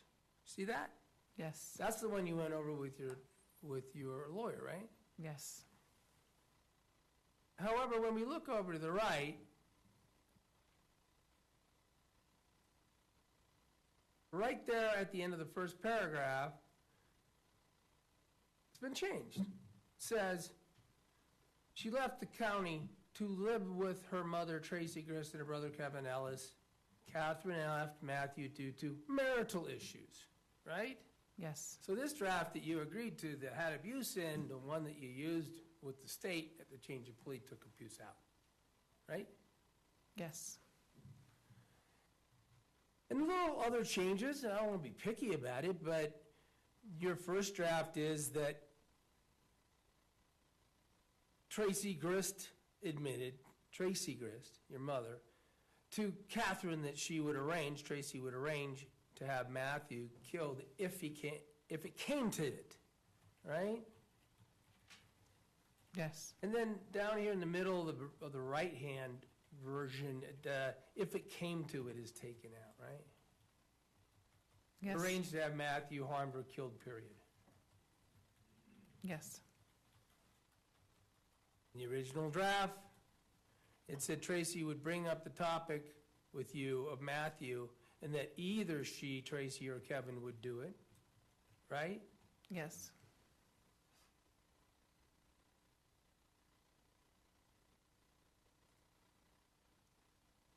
You've already testified that on a number of occasions about the fact that Tracey would commonly tell you from her position that she might do it, or Kevin would do it, right? Yes. I'm not sure why, but it also has the modification that while in Utah, Kathryn became concerned, you became concerned that Matthew would come to Utah and get her and her children at some point, whereas on the right, it's changed to that you became aware, right? Yes.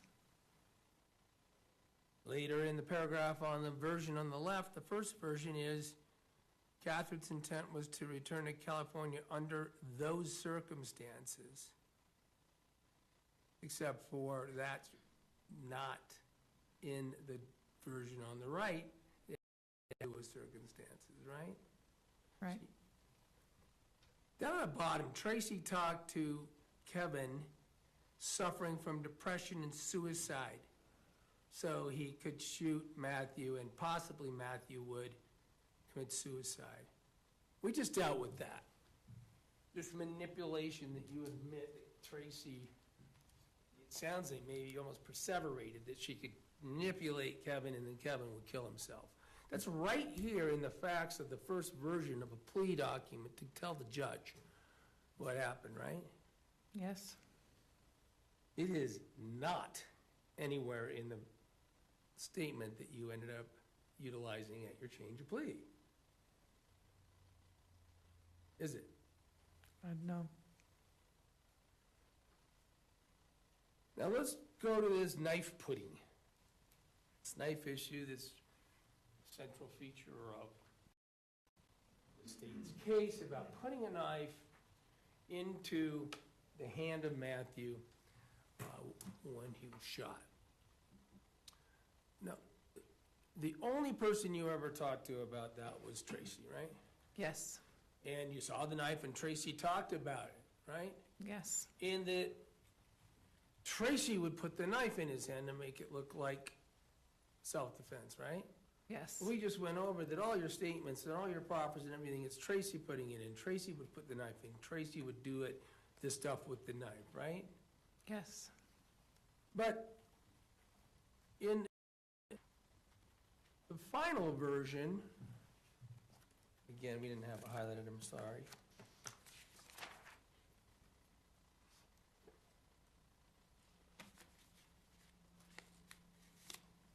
Down at the bottom of page 2, very bottom, starting in the line, second to last line, that's on this subject, it's been modified to say, and the two, Tracy and Kevin, planted the knife, right? Yes. So they modified this statement from what had always been said, that Tracy's idea, Tracy would put the knife in, Tracy would do everything, to get you to admit here in this final one to the judge, some sort of Tracy and Kevin working together to put the knife in, right? Yes. Which you have admitted you couldn't possibly know what was going on with placing a knife. You were upstairs. Yes. And you have admitted you've never been told who would do it except for Tracy. The only one who's ever said to you would do something with a knife was Tracy. And now you're in a final statement to the judge, going ahead and agreeing to some joint putting of the knife, right? Yes.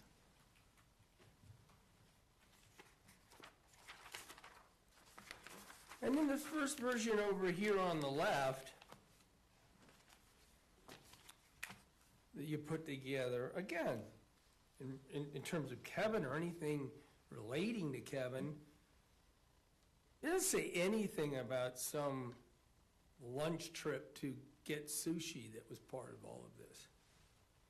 It's not in the facts that you went over with your lawyer and decided to put in a statement to the judge.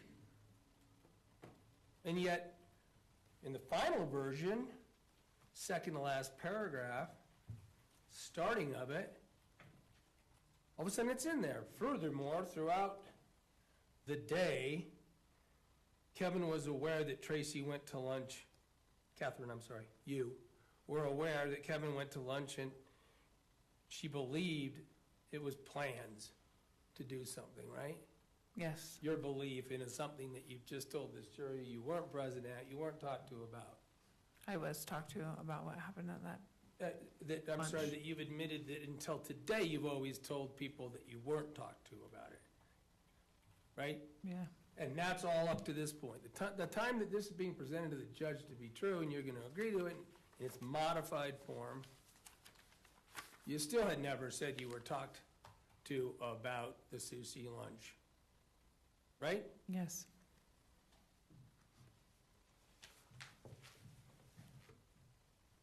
Those modifications that were made were all about wrapping Kevin in, right?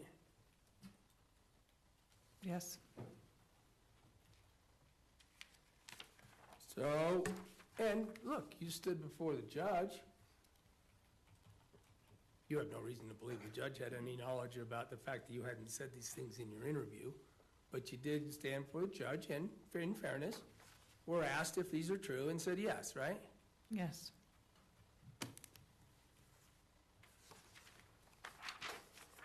Something else happened after you entered your plea.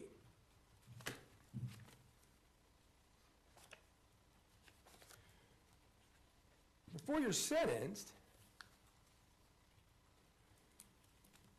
you are engaged with adult probation and parole, who is someone who's going to write a report to the judge, where they collect information about you and finances, who your family is, ask a bunch of questions in a packet, right? Correct. And they have an interview with you, correct? Yes. And in both those circumstances, they give you a sheet to write down defendant's statement of the offense, right? Yes. And that happened here. You were given a piece of paper where you would write your version of the offense. Yes. Now, that's what's been admitted as defendants for.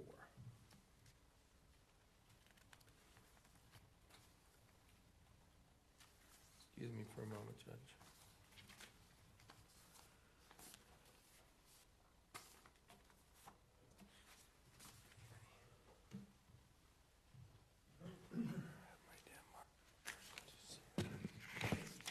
Williams, did you intend to present the one with handwritten notations on it? Yeah, I can make a record about that if you want. Why don't we do that, please? I don't believe that was, Stuff to do with that. that's not the defendant's handwriting, Ms. Restelli's handwriting, correct? That's correct. I was gonna get it. I was gonna make a record of that. Let's make a record of that, and then after you make the record of it, I'll instruct the jury not to consider that in their deliberations. Please go ahead. So, we've admitted Exhibit 4, and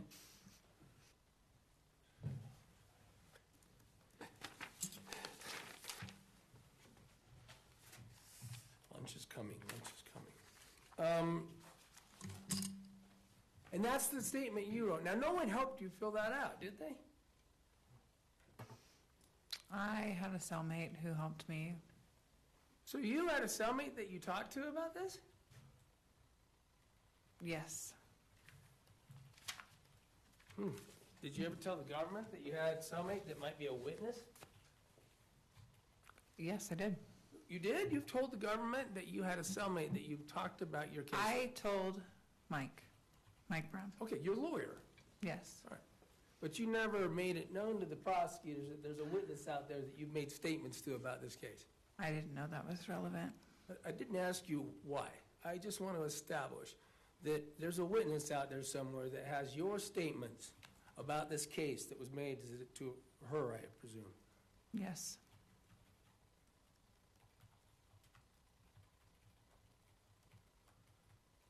A witness that could be interviewed and we could find out whether or not what you told her is the same thing you're telling the jury, right? correct. Well, I won't get into it since we don't know who that is. I will, though, go over this statement. So you have a jail cellie who's helping you, but you write this without help from your lawyer. Is that fair? Correct. And let's go over it. When you wrote this letter, it's to be presented to the judge. Yes, It's going to go in a packet, it's going to go in a report, and your understanding is going to be your sentencing.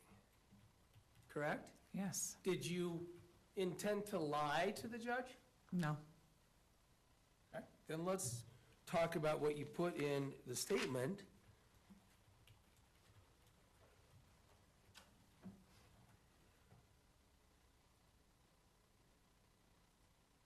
You left and ran away from California.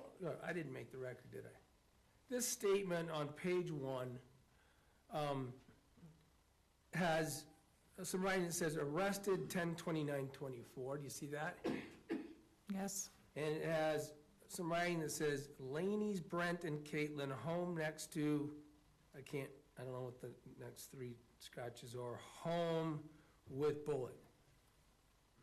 yes. See that? There's nothing else. You didn't write that, right? No, I did not. You don't know who did? The APMP officer did. In your presence? Yes, Okay, we've established it. All right, fair enough.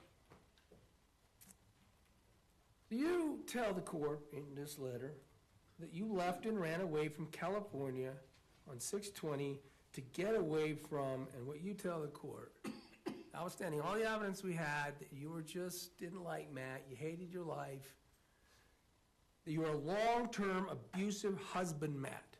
That's what you tell the court, right? yes, Before you go further, because that was written by APMP, I'm going to instruct the jury, that's not evidence, so disregard those handwritten statements. Thank you, Your Honor. Then you go on to explain that you stayed with your mother, she's aware of your problems, which you've already established is the abuse problems. That you were followed to Utah, that she and/or Kevin would harm or kill Matt. We've already established that even Kevin said he would protect you, right? yes, Tim would protect you, right? yes. If you needed to. And unfortunately, this jury has heard those chilling communications with Matt, where you're literally cooing him and then luring him into that house where you think he's gonna be shot to death, right? Yes.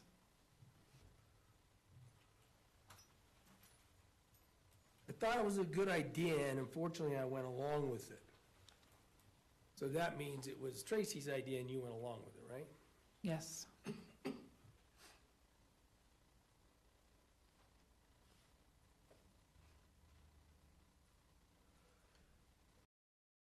Sorry. Until that night, you write in this letter, this communication to the court, around 5 o'clock, you approached your mom and told her, I didn't want to go through with it anymore, right? Yes. Now 5 is way before you made all those chilling communications to Matt, right? Yes. She, your mother, looked you straight in the eye and said, I don't care, I'm going to do it anyway, right? Yes. And you just described that you're devastated and shocked and crushed. Again, this is all before those calls that we heard, right? Is that correct? The calls were at noon. This is 5 p.m. You called them and said you put after 5 p.m., you told them, the door will be unlocked, here's the gate key, put cardboard out, no need to knock. Described it, those were all, we heard the tone of voice you had to encourage him that he would not be in danger, that you were ready to go, he could come in the house, and you described you did that all to make sure he'd get in there to get killed, right? Yes. That all happened after 5, right? Your Honor, at this point, I just object to mischaracterization of the evidence. I don't think it's intentional. We went through the call log of the date, the time of those first 2 calls, and they were prior to 5 p.m. Yeah, and the jury can decide. And if I'm wrong about anything in terms of the timing of which calls, let's just establish this. Some of those calls and some of the texts that were made to Matthew with the intention to lure him were after 5 o'clock, right? Yes.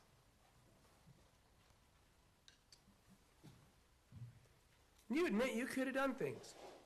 You could have just sent a text, hey, Matt, turn around, let's just meet at the hotel. Right? Yes. I don't know what mom's told you, Kevin, but Matt's not dangerous, and make sure you don't harm him. You could have done that. I could have. Because one thing you couldn't do is get your mom off the idea. She told you right in the eye, ain't gonna happen. I'm gonna do it anyway, right? Yes. You don't know what she's told Kevin about what to expect when Matt comes in that door, right? Correct.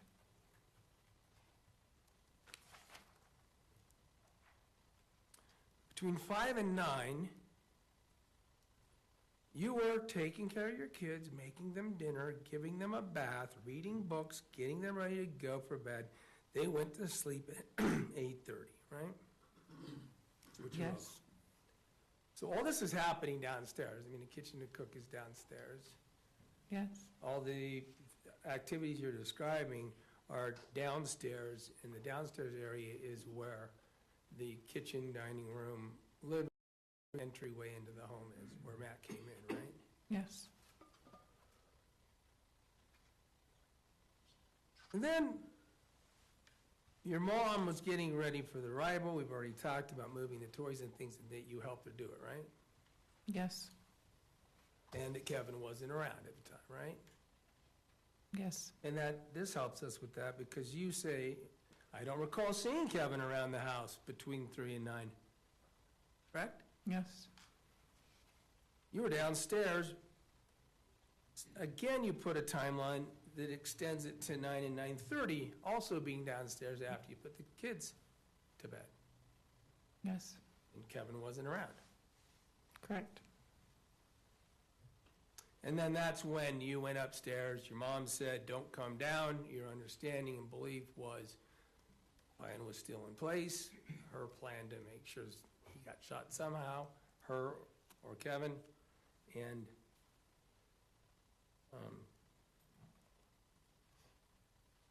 did so and you heard the shots and you say you thought you heard Matt say out, right? Yes. Then you write a paragraph, how sad it makes you feel that you contributed to cutting Matt's life short and the children, the hurt that you have caused, et cetera.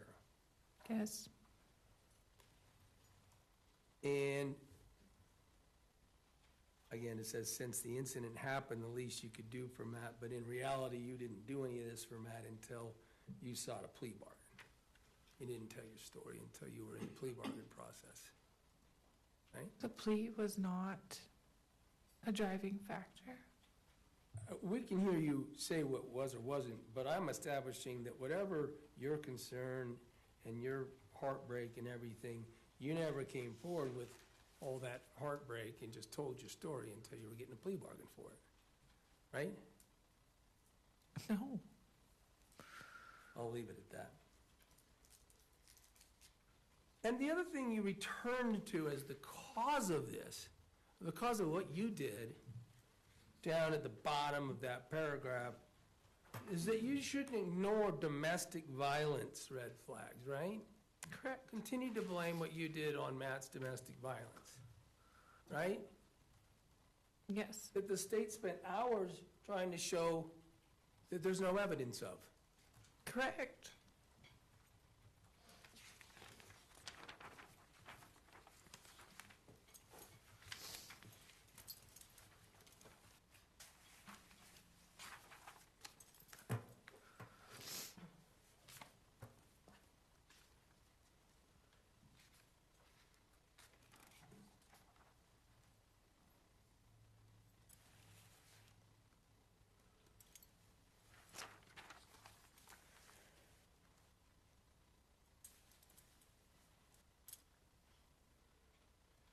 And then, the prosecutors, having seen this, as part of sentencing, set up another meeting to talk to you, right? Remember Don't the recall. prison Zoom call in December? Yes. So they had the chance, having seen this document, having compared it to your interviews that you got for your truthful cooperation, had the chance to ask you any questions they wanted to, right? Yes.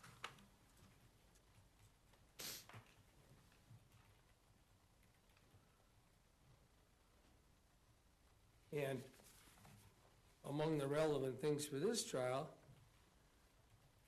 is you confirmed again that Kevin wasn't around when the planning happened, right? Yes.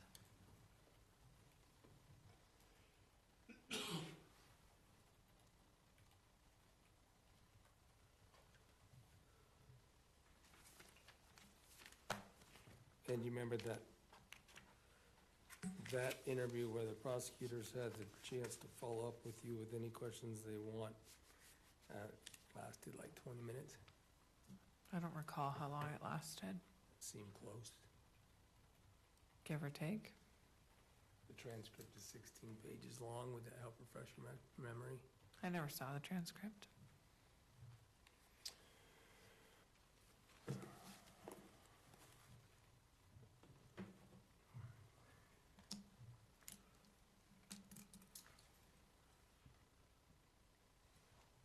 As we have talked about your family,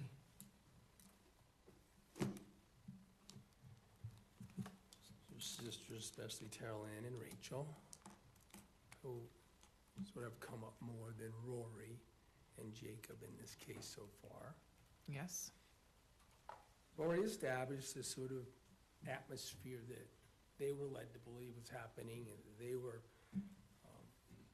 getting information about it. And I mean, it's fair to say that when they say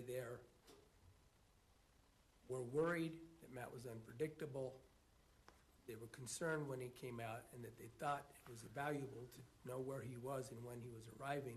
It was your safety they were concerned about. Yes. Again, the artifice, the plan, I mean, you even fooled your own family, didn't you? No, I wouldn't say that. You were calling Kevin a hero. After the fact, Kevin was referred to as a hero. You remember that? Yes. Certainly not a hero if he's part of the plan, is he? That's a crime, that's murder. That would have been him helping you murder somebody. No hero in that, right? Yes. If he's a protector, if he was someone who was put into place to protect you from a guy that was led to believe was dangerous and abusive when he sounds like he wasn't. And does, thinking he needs to protect you or himself or the house, then he'd be a hero, right? Yes. So even after the fact, your poor family believed until you made your plea bargain, as far as you understand from communications with your family, that things were as you had said, that he was a hero for protecting you, right? Yes.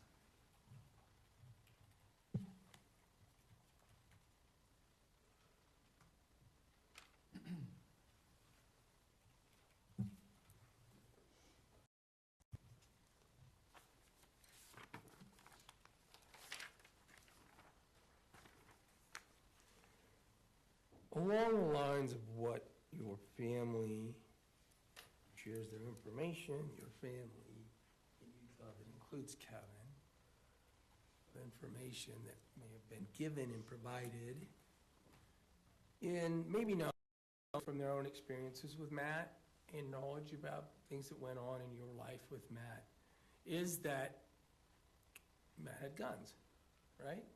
I'm sorry? Matt had guns, Yes, he did. and that was common knowledge. Yes. And there's nothing wrong with that, right? You lived in a rural area. Yes. We all have a Second Amendment right to have guns. Yes. Mom had one. Yes. You knew, and the family all knew, by the way, that she had gotten that to protect her own self from the possibility of a crazy boyfriend she had a couple years before, right? I was under the impression that it was for COVID. I don't know why she actually got it. Okay, anyways, years ago, she got it for herself. Yes. It didn't have anything to do with Kevin, right? Correct. But this knowledge of the person and the atmosphere that you had created as a scary guy, he's an alcoholic who's on his way to Utah, also as a person that could have a gun, right? Yes. Maybe probably would bring a gun, right? Not to be dangerous, but for all the right reasons we have guns. I'm Right? going to object at this That's point. fair. That calls for, that's fair.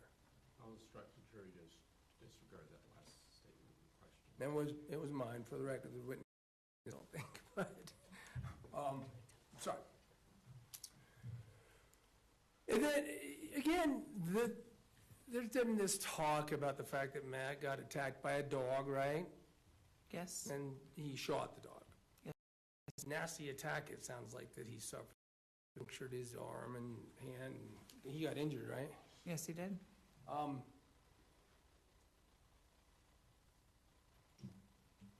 And I don't know if there's talk, do you remember any other discussion about Matt showing the gun to members of your family when they were at your house? I remember that, yes. That was yes, you? Yes.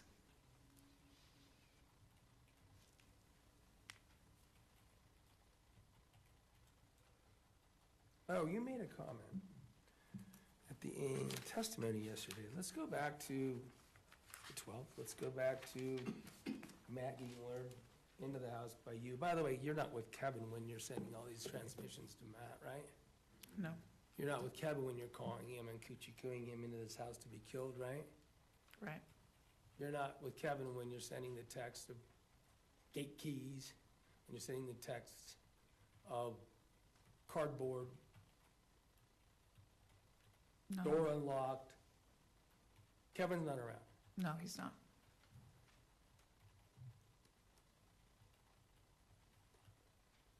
After you heard the shots,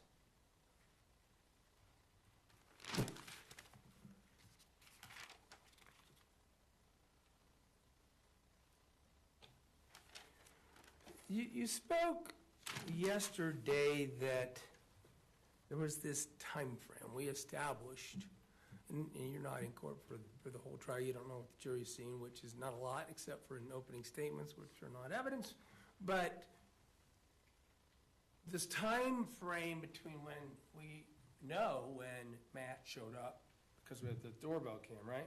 Yes, Now, even though you didn't see any of this in trial, you've seen what's called discovery, the evidence in your case, the reports, as you admitted, the transcripts of prior testimony of people and things like that, right? transcripts, I've not seen physical evidence. I was never showed pictures or audio. Okay, transcripts in hearings in which all those things were talked about, though, right? Right, Right, so you knew that there's an arrival time of 10. You knew that there's a 911 call when it happened, which was minutes later, yes, almost 10, when your mom called, right? yes, And the police arriving, and you made some statement to the effect of there was some purpose in waiting 15 minutes? What'd you say to make a story plausible? I mean, do you remember saying that?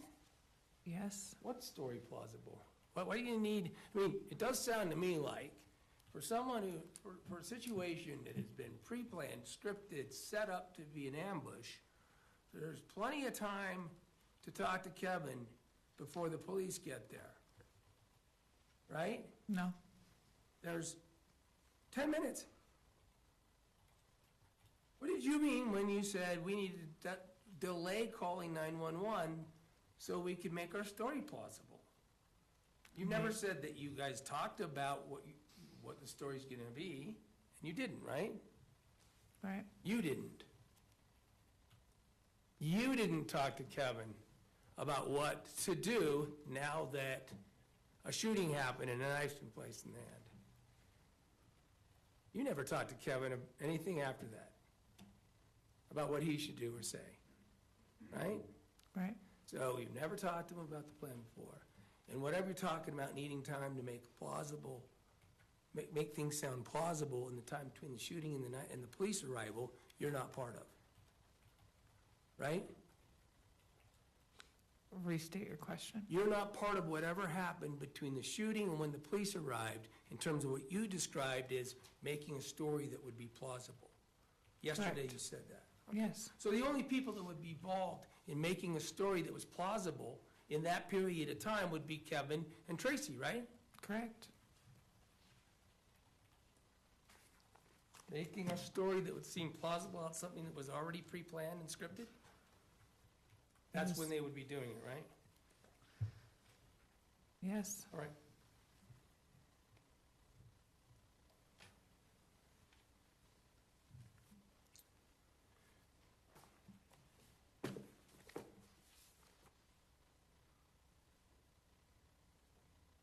Can I have just a moment, Your Honor? Sure. Thank you very much, Your Honor. Kate, I just have a few more questions on a subject we were kind of talking about at the end, okay? okay, This is a period of time that we've published that you don't know about what was happening. 9:30 to 10 on the 12th, that night of the shooting, right? yes, So you don't know what was going on downstairs between your mom and Kevin or any other activity that was going on, because you were upstairs for that half hour. And in fairness, you don't know what was going on downstairs after the shooting till the police got there either. correct, Let me talk about a few things in this case that might apply. Kevin used a gun that was your mother's gun for the shooting, right? Correct? He shot with your mother's gun. Yes. Your mother's gun, did you know, I think you knew that she normally kept it up on a shelf in the garage? Or did you? I don't know exactly where she kept it. So even though there was talk about for, I don't know whether it's weeks, days anymore, but there's talk about or Kevin would shoot Matt, you didn't know about where her gun was?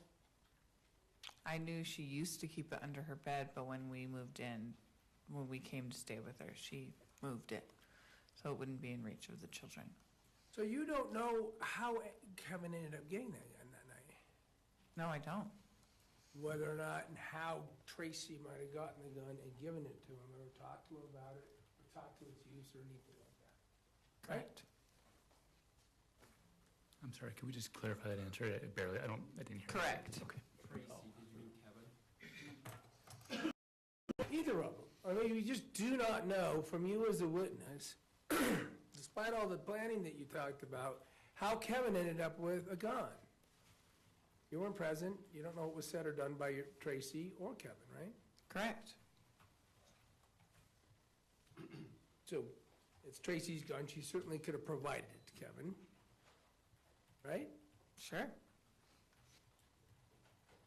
Let's talk about another feature of the case. Kevin, it turns out, had used cocaine sometime prior to the shooting, right? I had no knowledge of it until I saw it in the police report. And that's going to be my point. You didn't know Kevin to be a cocaine user, right? I had no idea. Kevin didn't like pot. No, he did not.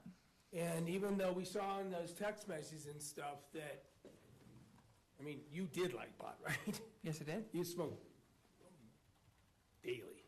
Yes, I did. And there was those references in the text message when he was coming back from Wyoming that he was going to bring some for you, right? Yes. And with the fireworks that were going to be used on the 4th of July. I think it was July 2nd this all happened, but at any rate, right around that time, right? So, and for 3 weeks, you'd been, your room is close to Kevin's, right? In her house, in your mom's house? Yes, so master bedroom, bathroom, and then Kevin's room. And so you learn from the police report, not from observing anything about Kevin, that he used cocaine. Yes. Now, that night, that is, right? And At frankly, any point. but I mean, you learned that he had used it, apparently used it that night. Yes. Matter of fact, just left out the cocaine and the method by which he ingested it sitting in his room for the police to find. Police report too, right? Yes. So, I guess if you didn't know he was a user that night, do you know whether your mother gave him cocaine?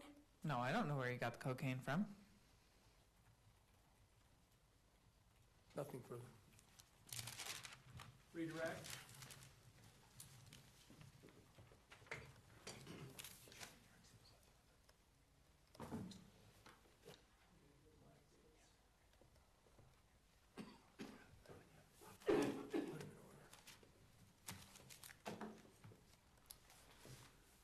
All right, Kay, we'll be pretty quick.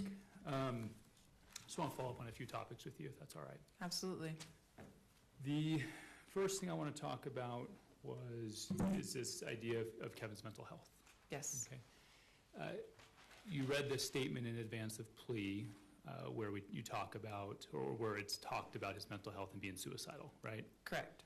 When was that information presented? When did you learn of that information?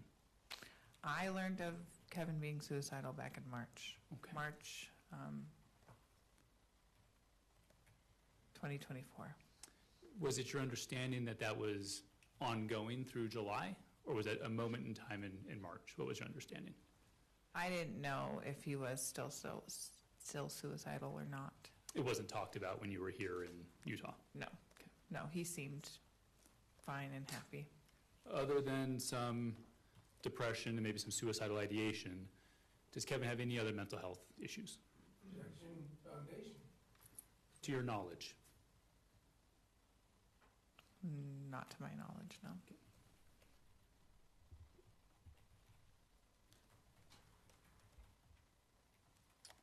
Do you still have Defense Exhibits 6 and 7 in front of you? I do.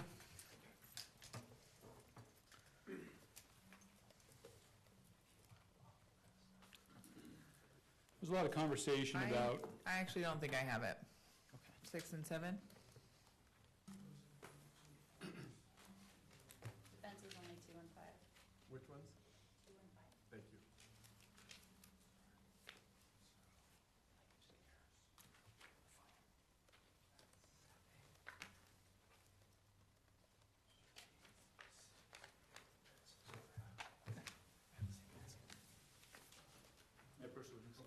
You have standing permission. Thank you. And just briefly, these are what was admitted previously as Defense Exhibit 6 and 7. You recall a conversation, you had a long conversation with Mr. Williams about the changes that were made between the first draft and the last draft, right? Yes. Would you please go to State Defense Exhibit 6 on page 2? What's the difference? I don't see a difference between them. Yeah, and I'll come and show you. That. 7 should say final at the top. Oh, Do you see okay. that? 7 says final? Yes. And you want me to go to 6? Yes, please. On page 2. 2. Oops, sorry. Okay. Would you just please read that first line under admission of facts to support elements?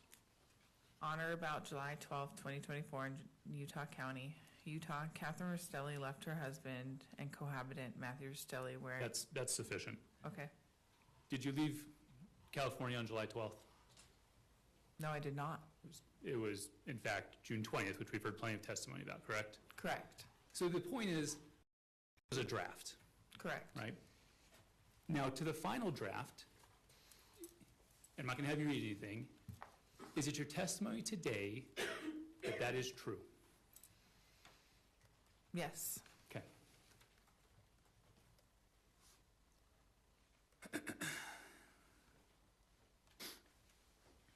On that final draft, you were asked questions about your board eligibility date, you were asked questions about your sentence, and it's, to summarize your testimony, you don't know when you're getting out, correct? I have an idea, but I do not have a real solid date. A lot can change in the next several years. Yes. And one thing I want to highlight, could you please read the maximum punishment on count 3? On that first page of the final draft. 5 to life in prison, commitment, $10,000 fine, 90% surcharge, and county and court security fee. So while you may have a hope or an expectation, is it fair to say that you have a life max? I do. I do. Additionally, what is your understanding about serving the terms consecutively or at the same time?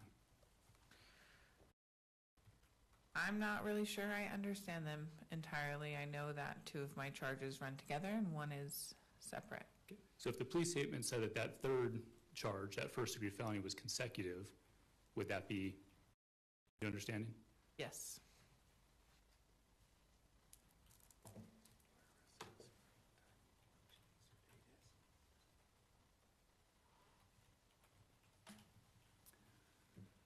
You testified to something new regarding a conversation you had with Kevin and your mother after sushi. Correct. When did that happen? That happened July 12th. And how long after? So we had actually talked yesterday about them returning home from sushi. Yes. And how shortly after they returned home did you have this conversation? Right after they returned. Okay, what happened? We just discussed how the night was possibly going to go and what preparations were still needed to be done to get the house ready. Okay, and who was present during this conversation? Me, my mother, and Kevin. Okay, and it was discussed how the night might go. Correct? What specifically was said?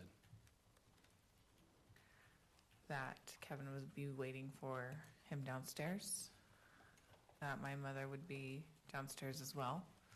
I would be upstairs with my kids. We'd put the toys away, and I don't think that it was discussed about the blankets or the screen door. The screen door was more of a spur-of-the-moment decision that my mother made. And then what would happen? And then what would happen? Yes, that Matt would be murdered that night. So specifically, what was said and who said it about what would happen? My mother did a lot of the talking, and me and Kevin were both present. And did Kevin say anything during that conversation? I don't recall. Did he express, well, you already said you don't recall. Did his body language change? Did his demeanor change? No, he seemed pretty relaxed and composed. And this was after the sushi lunch that he had with your mother privately. Yes, And you do not know what was discussed there outside of what was relayed to you in this conversation. correct.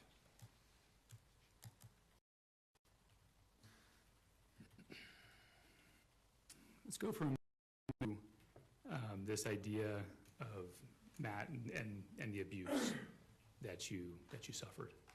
Okay, we'll break it up into two components. When you say he would abuse you, was that physical? He hit me once before we were married, but never after that. It was more mental, verbal, financial, sexual. Okay, let's kind of break those up. So, not physical, right?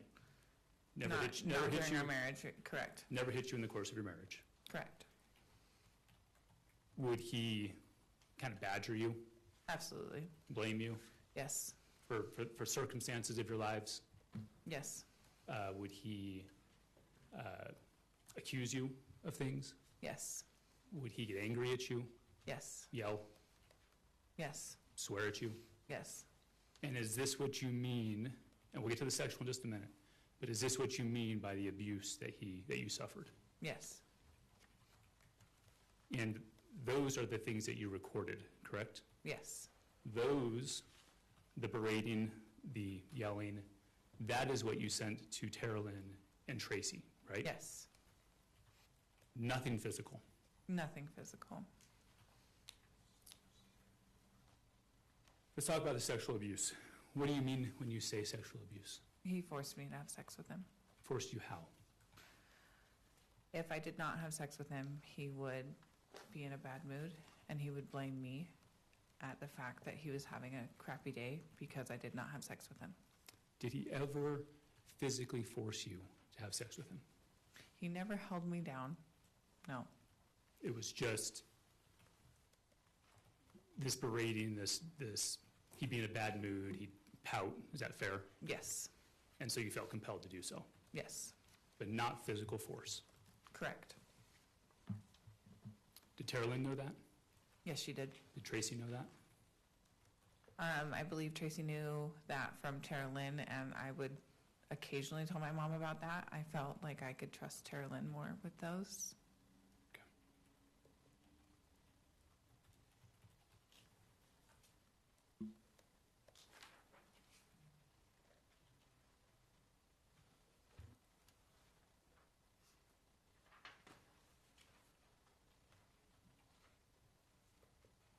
I'll pass the witness. Could you recross? Thank you, Your Honor, briefly.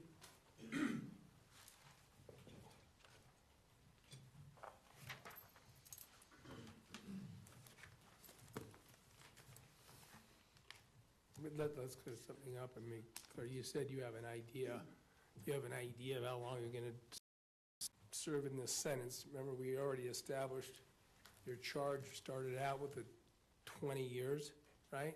Are you asking my sentencing guideline? No, when we went over the matrix, charge you were originally charged with and allowed to plea bargain off of would have started on that matrix, right? I 240 don't months. recall what it says. 240 months? Yes? And then you said you have an idea now that you're out of prison. Yeah, I have a sentencing guideline. And you have a date. First hearing Yes. date, right? Tentative hearing? Yeah. June of 36, right? Yes, sir. 10 years, right? Yes. Let's talk about this bombshell. You are now sitting here on redirect again. We're asked for the first time. Prosecutor didn't ask you on direct when he first got to ask you questions. You never said you had had this convenient meeting with Kevin where the conspiracy was talked about. Now you bring it up, and now you've been asked about it specifically. You're claiming that that happened, discussion about the conspiracy with the conspirators, that this is the state's theory of the case, even though you specifically said it didn't happen in your proffer, right? Correct? You specifically said it didn't happen in your interview, correct? Yes. Any of the interviews where they had multiple chances to interview you, right? Correct? The results of which you didn't get your deal unless they found to be truthful, right? Correct. Yes. Nothing further. Any regret, Mr. Brown? No follow-up. Right, thank you. This witness be excused, counsel. Yes, please. Ms. Williams?